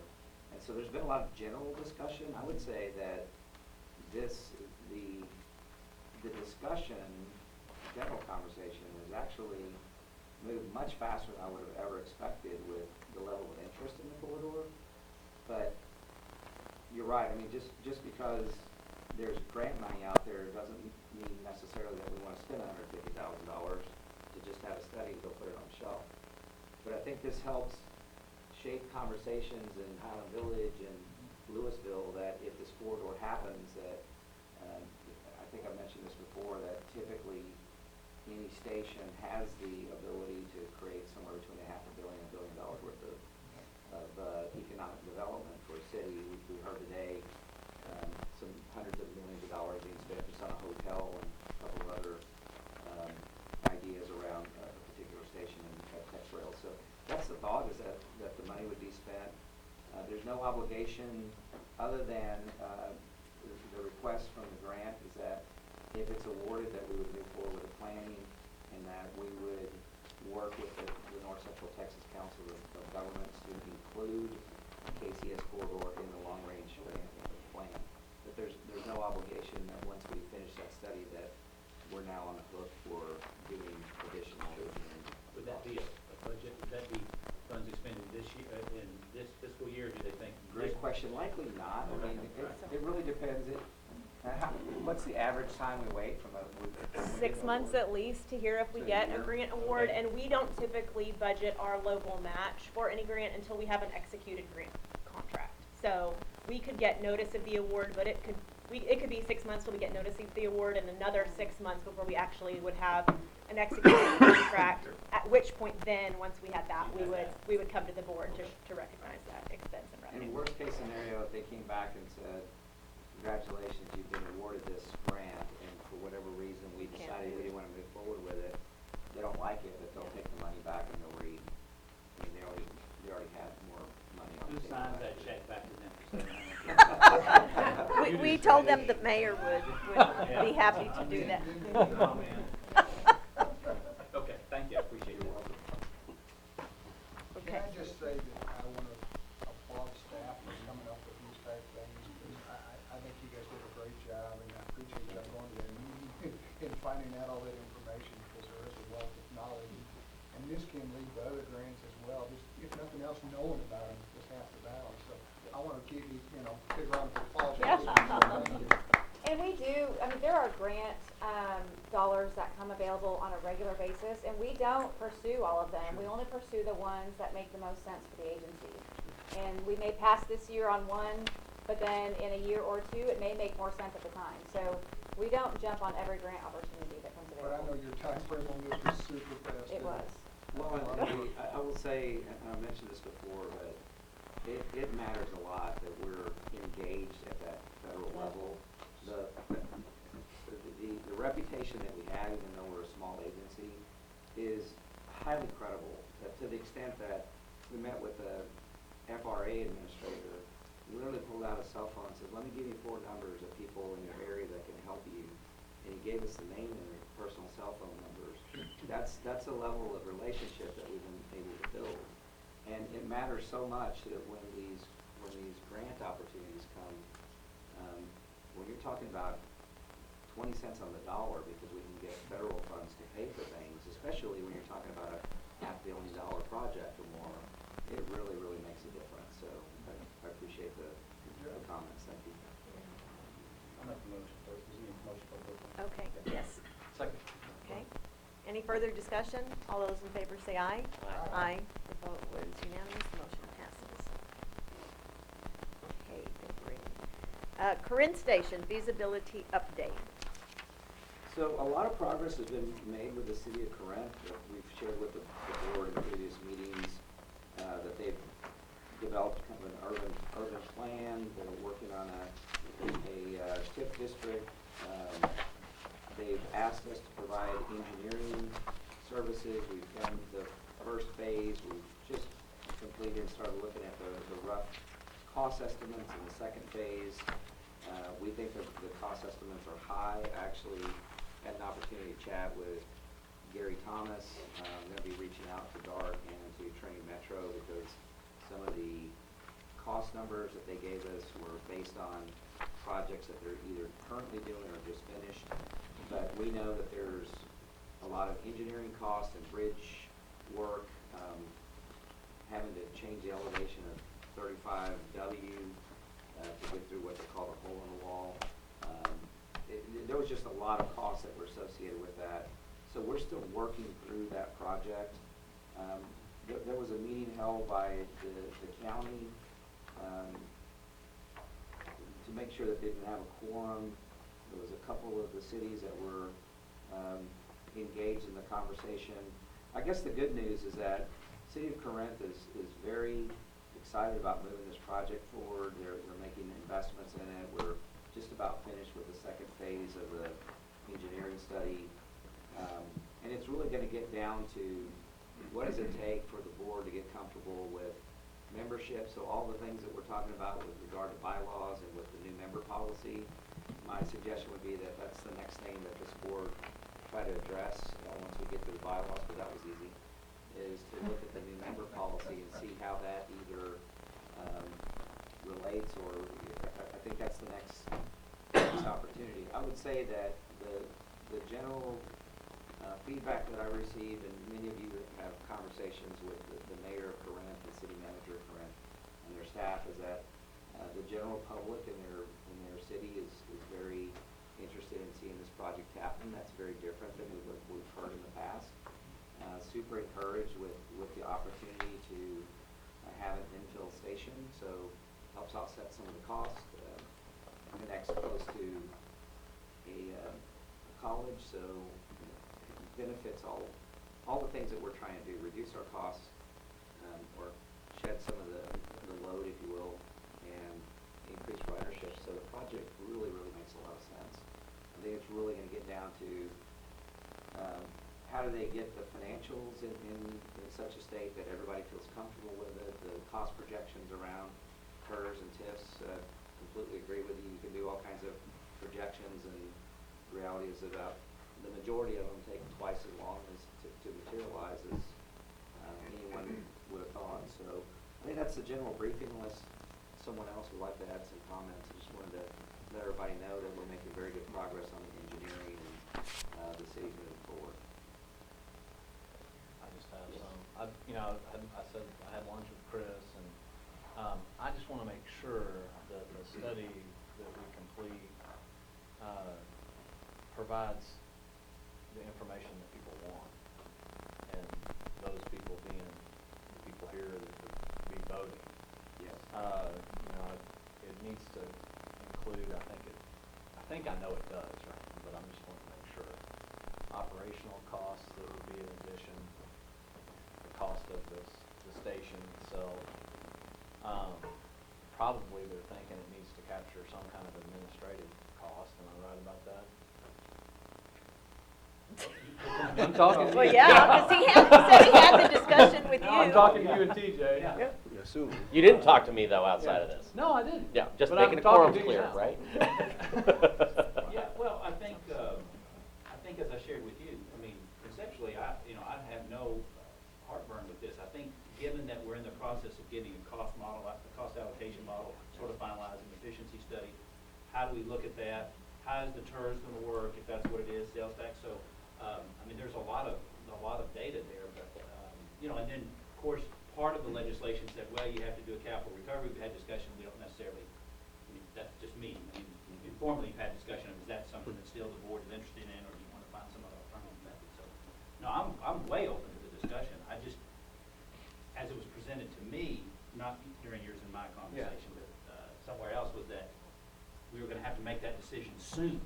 And I just thought, well, given that we've got a couple of reports out that we're still waiting on, that would help us probably make a better decision in that regard, given that data. So,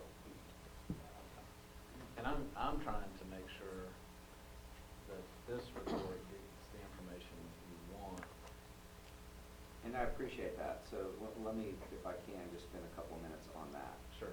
So we were tasked by the city of Corinth to provide phase 1, phase 2 analysis. We can provide the board, we'll send that out in a board Friday email, what was requested from the city of Corinth. That said, these things are very challenging to estimate. And if you'll just afford me a couple of minutes, because I know I can be long-winded at times, I apologize for that. We have positive train control. We have a CRISI grant that we're working on, which when this railroad was originally engineered, it had to be engineered running, it's called an RDC, which is a 1950s vintage diesel locomotive, multiple unit. And so the curves and what they call super elevations were designed in such a way that the vehicles could travel at a particular speed, and that was all it could do.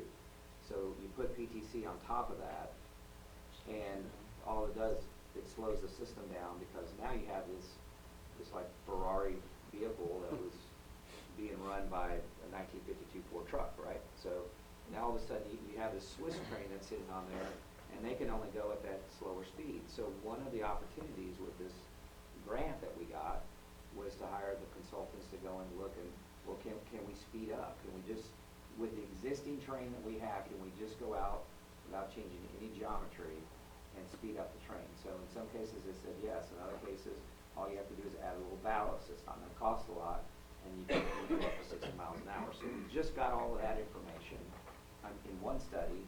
Here's another study coming in saying, well, we add double track in certain areas, you can speed up by 6 minutes. Okay?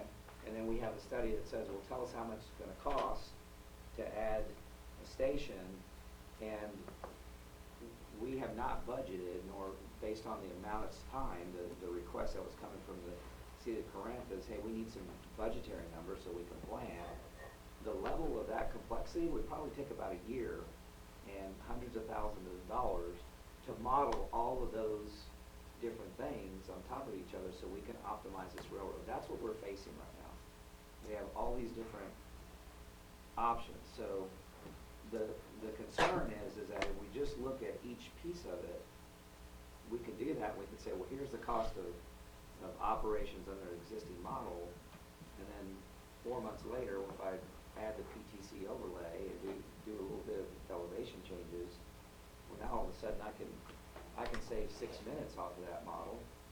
And so I think the challenge that we're having is, how do we take each one of these and give you the right answer? And I'm really struggling with that, just based on what I saw from the engineers' estimates yesterday, that we have more work to do than what we originally planned. And so, getting you an answer by January, I think we're almost forcing ourselves to hurry up when we don't necessarily need to do that. I think getting the TIF district set up is going to take a while.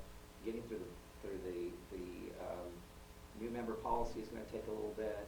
We need to do a little bit more massaging with the numbers. I need to reach out to TexRail and to DART just to make sure that the cost estimates that we're getting from the consultant isn't just, well, that's what the last 2 or 3 projects cost.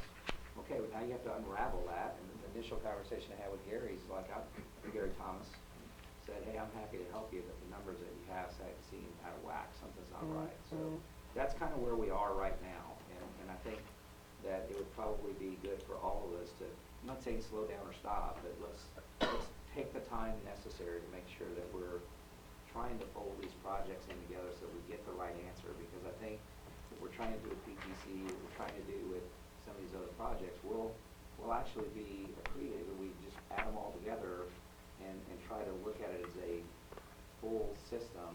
If we do these 3 things, this is what it's going to cost not only the agency but Corinne. Sounds to me it's like a little bit more logical way to go about that. So that's kind of where we are with the Tom, Corinne did you Station have feasibility. something to say? Well, I might just add that we've had a couple of public charrettes with the public to show them potential. And it's not just the train station. It's got to do a lot with parks, with new intersections. We had a Lake Sharon extension going through. And there's excitement and people asking, well, how soon could we have that? And we're trying to be honest, and the answer is 2 to 3 years probably. So it's not 6 months. It's not a year. It's to get the TIF going. That's where developers are coming in. If you're going to have a train station, it would add fertilizer to that whole concept of development. And that's really what they're after, is to eventually get a definitive answer. Yes, they're going to build a train station there. Now, how long it's going to take is really up in the air. And I think 2 to 3 years. I asked the question, if the train station wasn't there, would you still move forward with the TIF district? And the answer that came from the city was yes, we would, because it's still viable. So Yeah. I want to make sure that we're not, some of the conversation earlier today was, we really can't set one up unless you have a contract in place with DCTA. I think those are mutually exclusive if your plan is to still have a city development plan around livability, live, work, play. Certainly benefits a lot if you have a station there. And so I just want to make sure that we're not all rushing, I won't say to failure, but I'm afraid that in some cases we're getting a little ahead of ourselves. And we need to be a little bit patient to make sure that we're giving you the right answer. I don't want to just give you an estimate of, well, here's what LAN charged you, and you go, well, wait a minute, this study over here says you can shave 10 minutes off the schedule, and why is that not included? Does that make sense? Just a lot of layers. A lot of layers of this thing going on right now. Problem with putting plans out there. You gotta do them, they're important. But everybody thinks, oh, well, when it comes, We're not going to have it. it's on paper, so now we can get it out of the dirt in about 3 weeks, right? Yeah, ask Highland Village about that. And the engineers actually put a preliminary plan together, schedule timeline is 4 years from the Yeah. time you say go.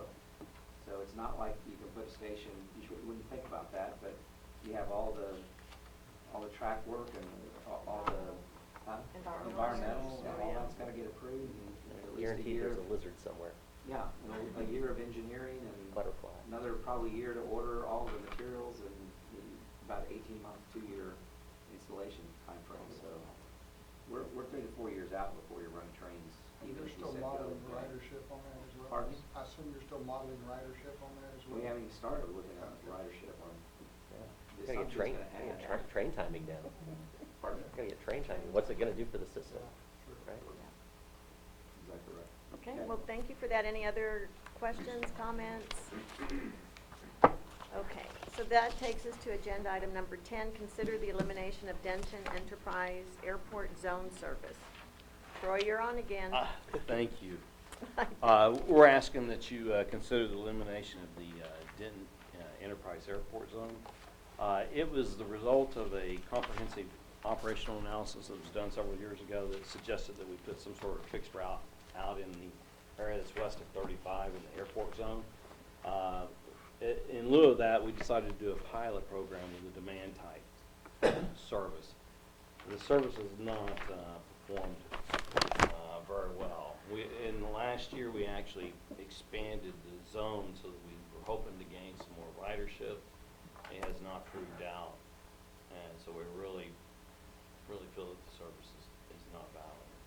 One of the reasons we put it out there was, at first I met with the airport, and there's a flight school out there that typically has a couple of hundred students. There's a apartment complex that they own, and they run their own shuttle service back and forth. They continue to run their shuttle service back and forth. But they said, boy, we'd love to have service here. We talked to Peterbilt and Aldi and others, and they're like, yeah, that would be great. And we spent a tremendous amount of time trying to market the service. So it goes back to service standards, which we'll talk about briefly. But this service has been expensive to deliver. We're not carrying very many people on an hourly basis, probably less than one. It's less, it's 0.3. Yeah, 0.3. 0.3. Passengers per per hour. hour. So that means in the operational time, which is from 6 to 9:30, what is that? It's about 3 a day. Yeah, so exactly. Now, here's the issue. We 3 a day. So we keep, every time we talk about eliminating, or, this from the service, the flight school will go, oh, well, we're planning on using it. Well, so I said, look, we're not gonna do that anymore. Well, and I think a note, Troy mentioned the expansion that we made about like 4 months ago. So that included the 2 apartment complexes that the aviation school utilizes. So. Yeah. And it takes up to a year and a half, 2 years to see ridership grow. In this case, we just haven't seen it. I've been suggesting for a while that we terminate it. But anytime you talk about taking service off the street, you want to be sensitive to. What have we budgeted for that? I mean, the notation says there's operational funds budgeted for FY '20. How much is that? I believe what's budgeted is $100,000 a year. Yeah. And just as another note is that we understand that, there are a limited number of riders, so we are doing everything in our power to coordinate with those riders to kind of help them learn some other transit options so that they can get to where they need to go. So the communication strategy is a part of this elimination that staff recommends. So as far as I understand the decision. As far as contacting the people who normally ride it or the businesses who are out there, so yeah, I think it's very important. This is, unless I missed it in a previous board package or something, this is the first I've sort of heard of this. So it doesn't look like it's ending till February. February? Just to give people plenty of time. Plenty of time. And the communication strategy to both the businesses and the riders, we already have everything planned. We were just waiting for the board approval of this particular item to put those plans into action. But we have been vocalizing this potential elimination of service for the last 2 months. And so if I remember correctly, they would need to drive to a certain location and then they would pick the bus. Used to be Foutsfield? It was. It was Foutsfield. And so now that they did away with that, or they changed that to. No, we still hub out of that. You still hub out of there at that, So there's a connection to the rest of our system. Okay, all right. So- Yeah, because we have the other routes Yes. that Okay. hub out of that location. So, this brings me to a little different question. What's the policy or the procedure for turning one of these off? Because I'm a little confused, because I hear things like, well, it takes a year or two to decide that if it's going to take off or not. We really don't want to. So I hear that side, and then this is less than a year-ish? It has to do whether it's a pilot or it's permanent service. And Okay. this was a pilot, so Okay. that gives us the latitude to be able to pull it back out. But if, Well, And we- there's well- also, there's also federal requirements to make sure that you're not gonna create. the section, Title Title VI. VI, And that- yeah. and Title VI is applicable to fixed route bus service, and this is on-demand Demand service. service. But I will say that we are more conservative as an agency. Our philosophy has been to be more conservative when we do pull service away. And so although this is a pilot service and we don't have to go out to the public for feedback, we are incorporating a public feedback component to our communication strategy to just receive feedback. So we tend to be a little bit more conservative, even if there isn't a technical Title VI implication. We like to do the best thing in the interest of our passenger. well, and that's, and maybe I'm not, where I'm getting wrapped around the axle is, in previous conversations, in my head, it's stuck somewhere that it takes a year or two to develop what the ridership is for anything that we put out there. And so with that being stuck in my head, I look at this and go, well, have we even given it a chance? Yeah, it's been more, I'm gonna qualify some of those statements here because we've been operating for more than 6 months. Yes. We've been operating it for over a year. Yeah, Over a year, so yes. It was introduced as a pilot zone. Okay. It can take up to a year or two to get the ridership to the projections that you had. There are plenty of routes, you put it out there and you have a full bus day one. Yeah. But it doesn't always work that way, especially in areas that are, Alliance Airport is a perfect example. We've been trying to solve that for 10 years, I think, or 8 years, trying to figure out how to get the right type of service out there. Guess what? They're using Lyft and they're super happy with it. It's doing exactly what they expected it to do because they have 365-day a year workforce out there and there's at least 5 shifts a day. So that works for that one. We thought because of the airport and the nature of the operations there, you have Peterbilt, you have a couple of other locations, and at least it was being vocalized from folks in Denton that we needed to serve that area. Rather than put a fixed route, which would have been even more expensive, we tried to solve it this way. But the ridership is just not developed, so. And from what I understand, that ridership, like, there's no It's never- upward trend at all. Correct.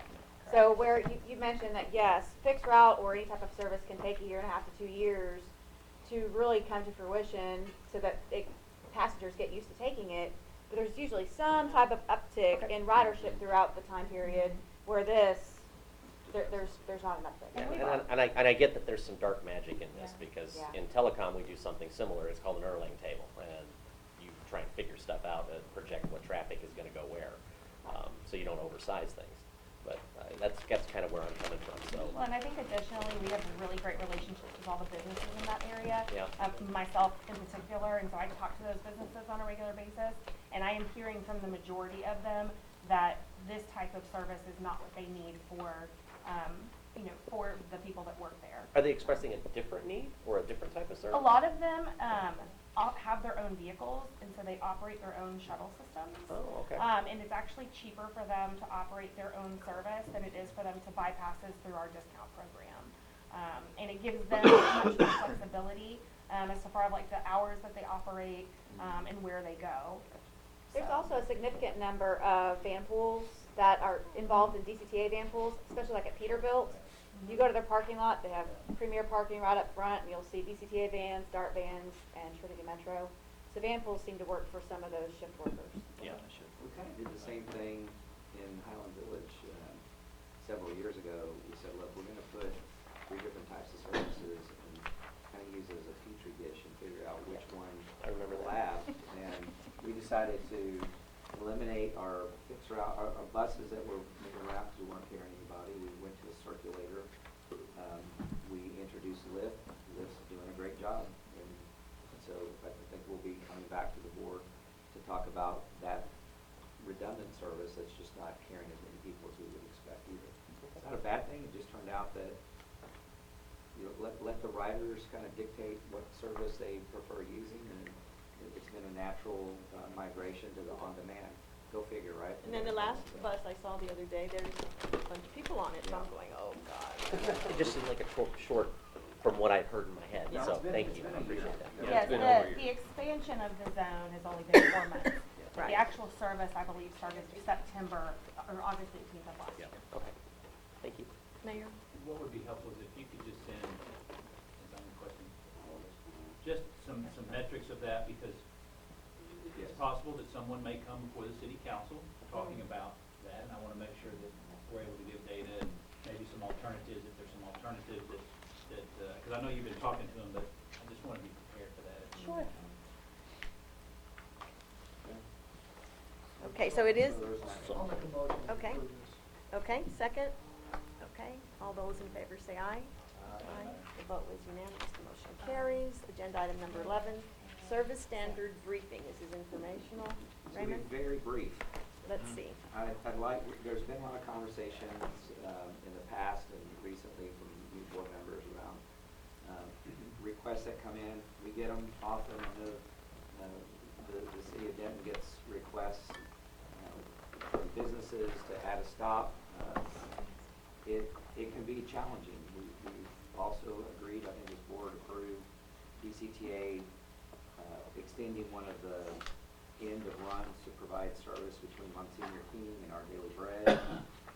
If you look at the ridership, just on the ridership standards alone, it would not qualify to do those things. So there's a business case that's, when you look at just the data itself, you go, oh, well, we shouldn't provide this service because it's not making a whole lot of sense.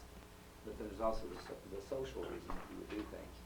That's very hard to set a standard for those sorts of things. So what I'm proposing that we do is rather than come back and do a whole presentation on service standards, that we fold this discussion into the transportation consultant analysis, because we'll have experts looking at it. It's going to transform a lot of the things that we do anyway, so that's my recommendation to the board. I'm not looking for a approval, with just a head nod would be great. That's the briefing. Well, I've been pushing for this just because you can't be whipsawed because everybody wants something. And on the other hand, if you say, well, we're not going to do it for you, but we did it for them, now you open yourself up to, all kinds of scrutiny. So. And unfortunately, that's been the practice, the past practice. It has, it has. I mean, a prime example, we've got that chunk of seniors that are going into that little medical district. That we will be bringing back. Yeah. Not that one, but. I get it. There's a question, I mean, we've had a recent meeting with the commissioners, because they have people that need to get to social services. They're trying to figure out how to get them there. They want to, some of these are residents of Denton and Louisville, and they go outside the service area, and it just starts getting, that's what we need to air cover from the board. $100,000 for 3 people a day. Yeah. Right. And if You gotta there's, be real careful. and if there's a list of those kind of one-offs that we've gotten as part of the legacy, I think that would be good to review as well. Okay. Okay, thank you. Agenda item number 12, DCTA 2020 board meeting calendar. On page 187, I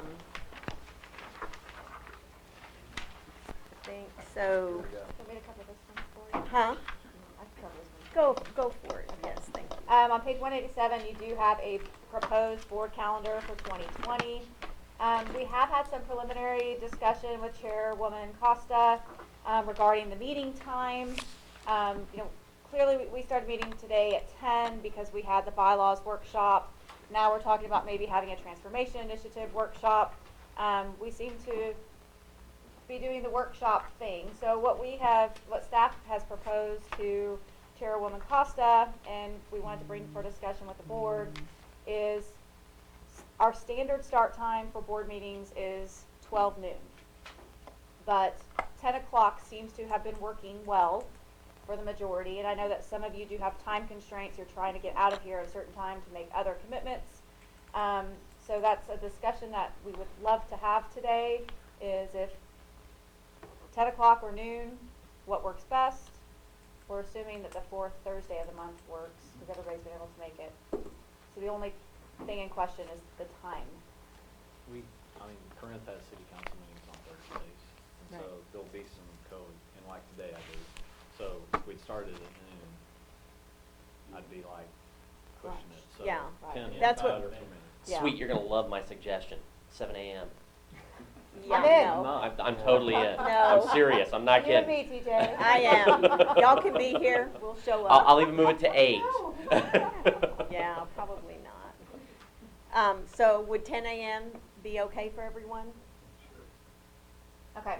And you'll notice that 6:30. Brandy has only sent out 3 January, February, and March for your Right. calendar because we anticipated having this discussion, and I didn't want her sending out 12 months worth and then 12 Retracting. edits, and but I wanted to get at least the first 3 months on your calendar so that you could plan accordingly.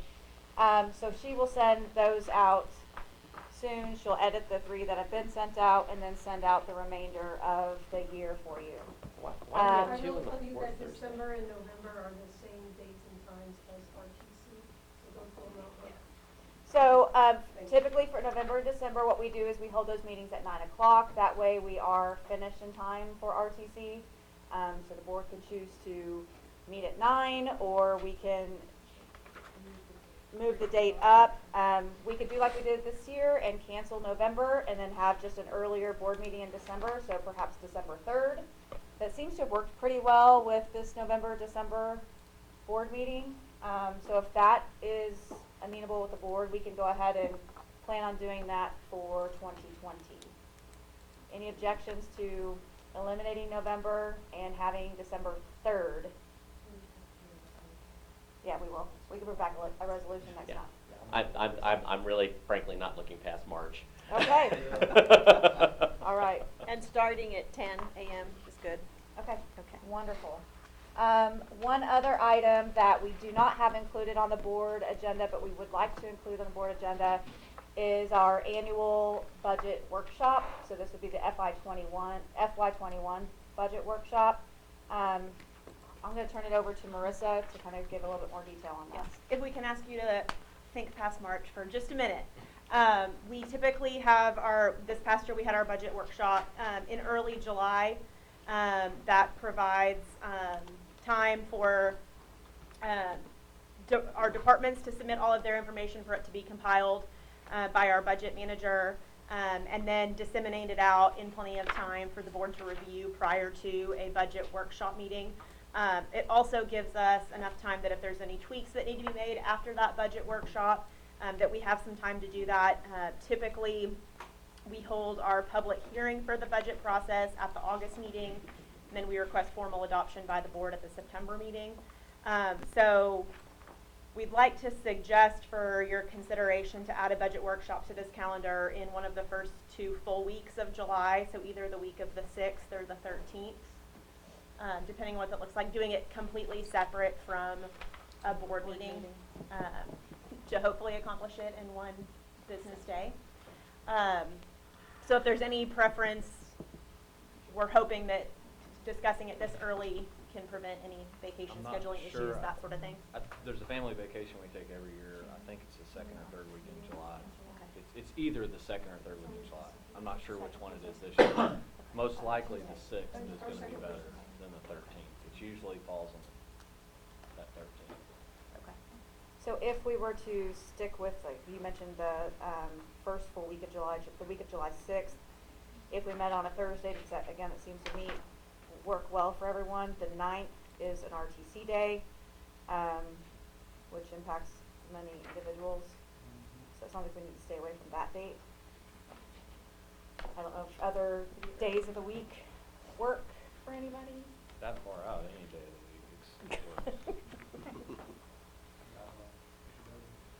Yeah. Well, y'all have meetings. Our council meeting's on Tuesday, but I'm off in May. Okay, let's see, I have all the time to breathe.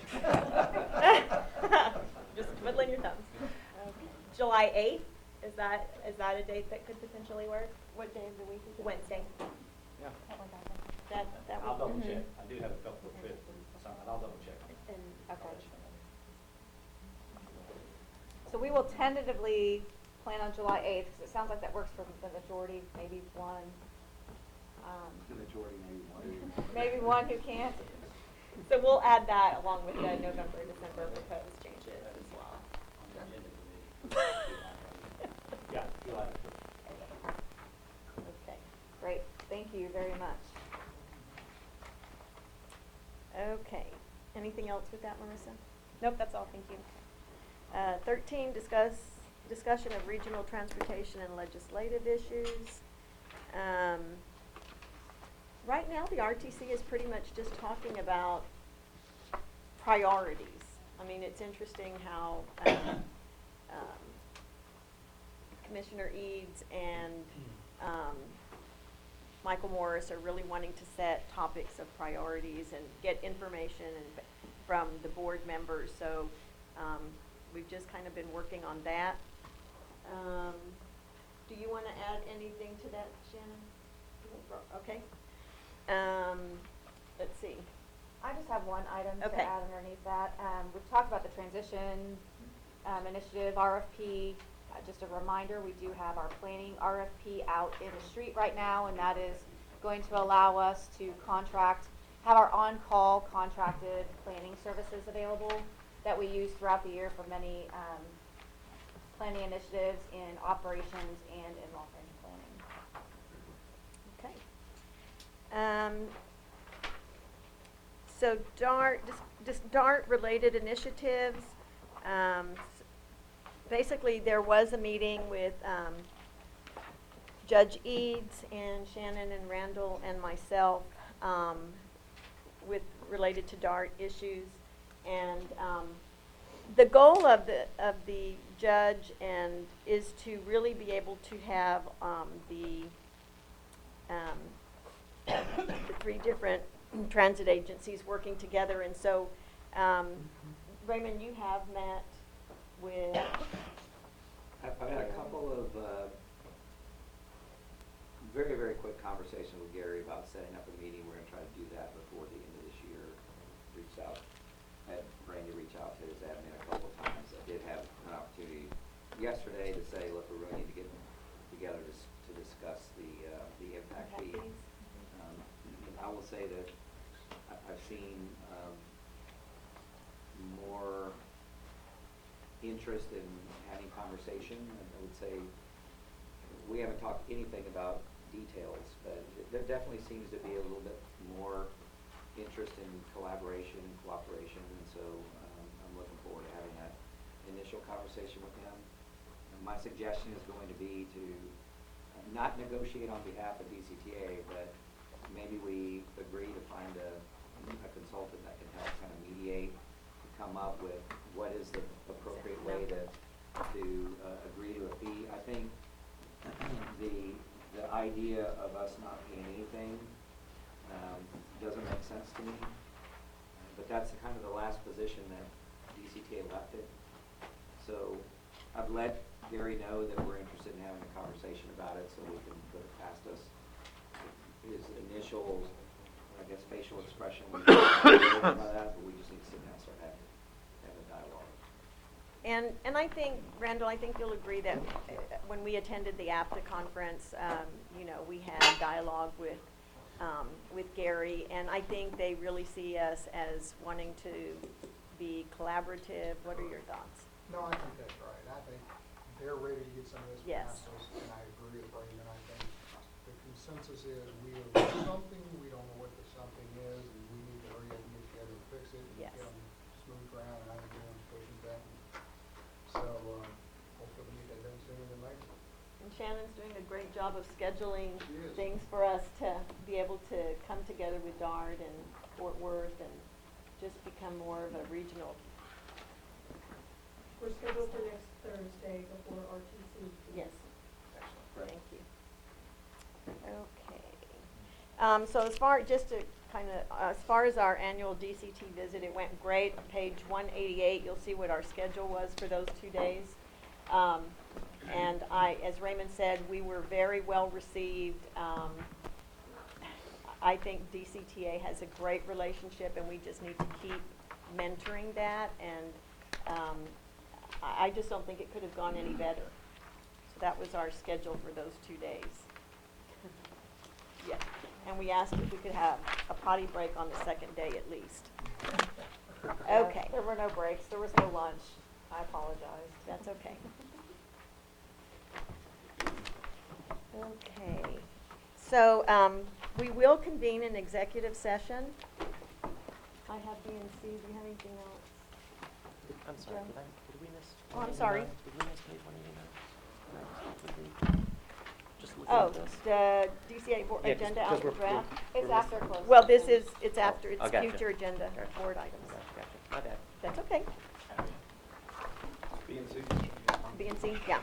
So the board may convene the regular board meeting into closed executive session for the following, as authorized by section 551071(2) of the Texas Government Code. The Board of Directors meeting may be convened into closed executive session for the purpose of seeking confidential legal advice from the general counsel on any agenda item listed herein or the regular board meeting agenda. B, as authorized by section 551072 of the Texas Government Code, the Board of Directors meeting may be convened into closed executive session for the purpose of deliberation regarding real property, discuss acquisition, sale, or lease of real property related to long-range service plan within the cities of Denton, Louisville, Highland Village, or the A-Train corridor. We're actually just doing B and C. C, as authorized by section 551074 of the Texas Government Code, the board meeting may be convened into closed executive session for deliberation of personnel. Okay. And it is 3:09.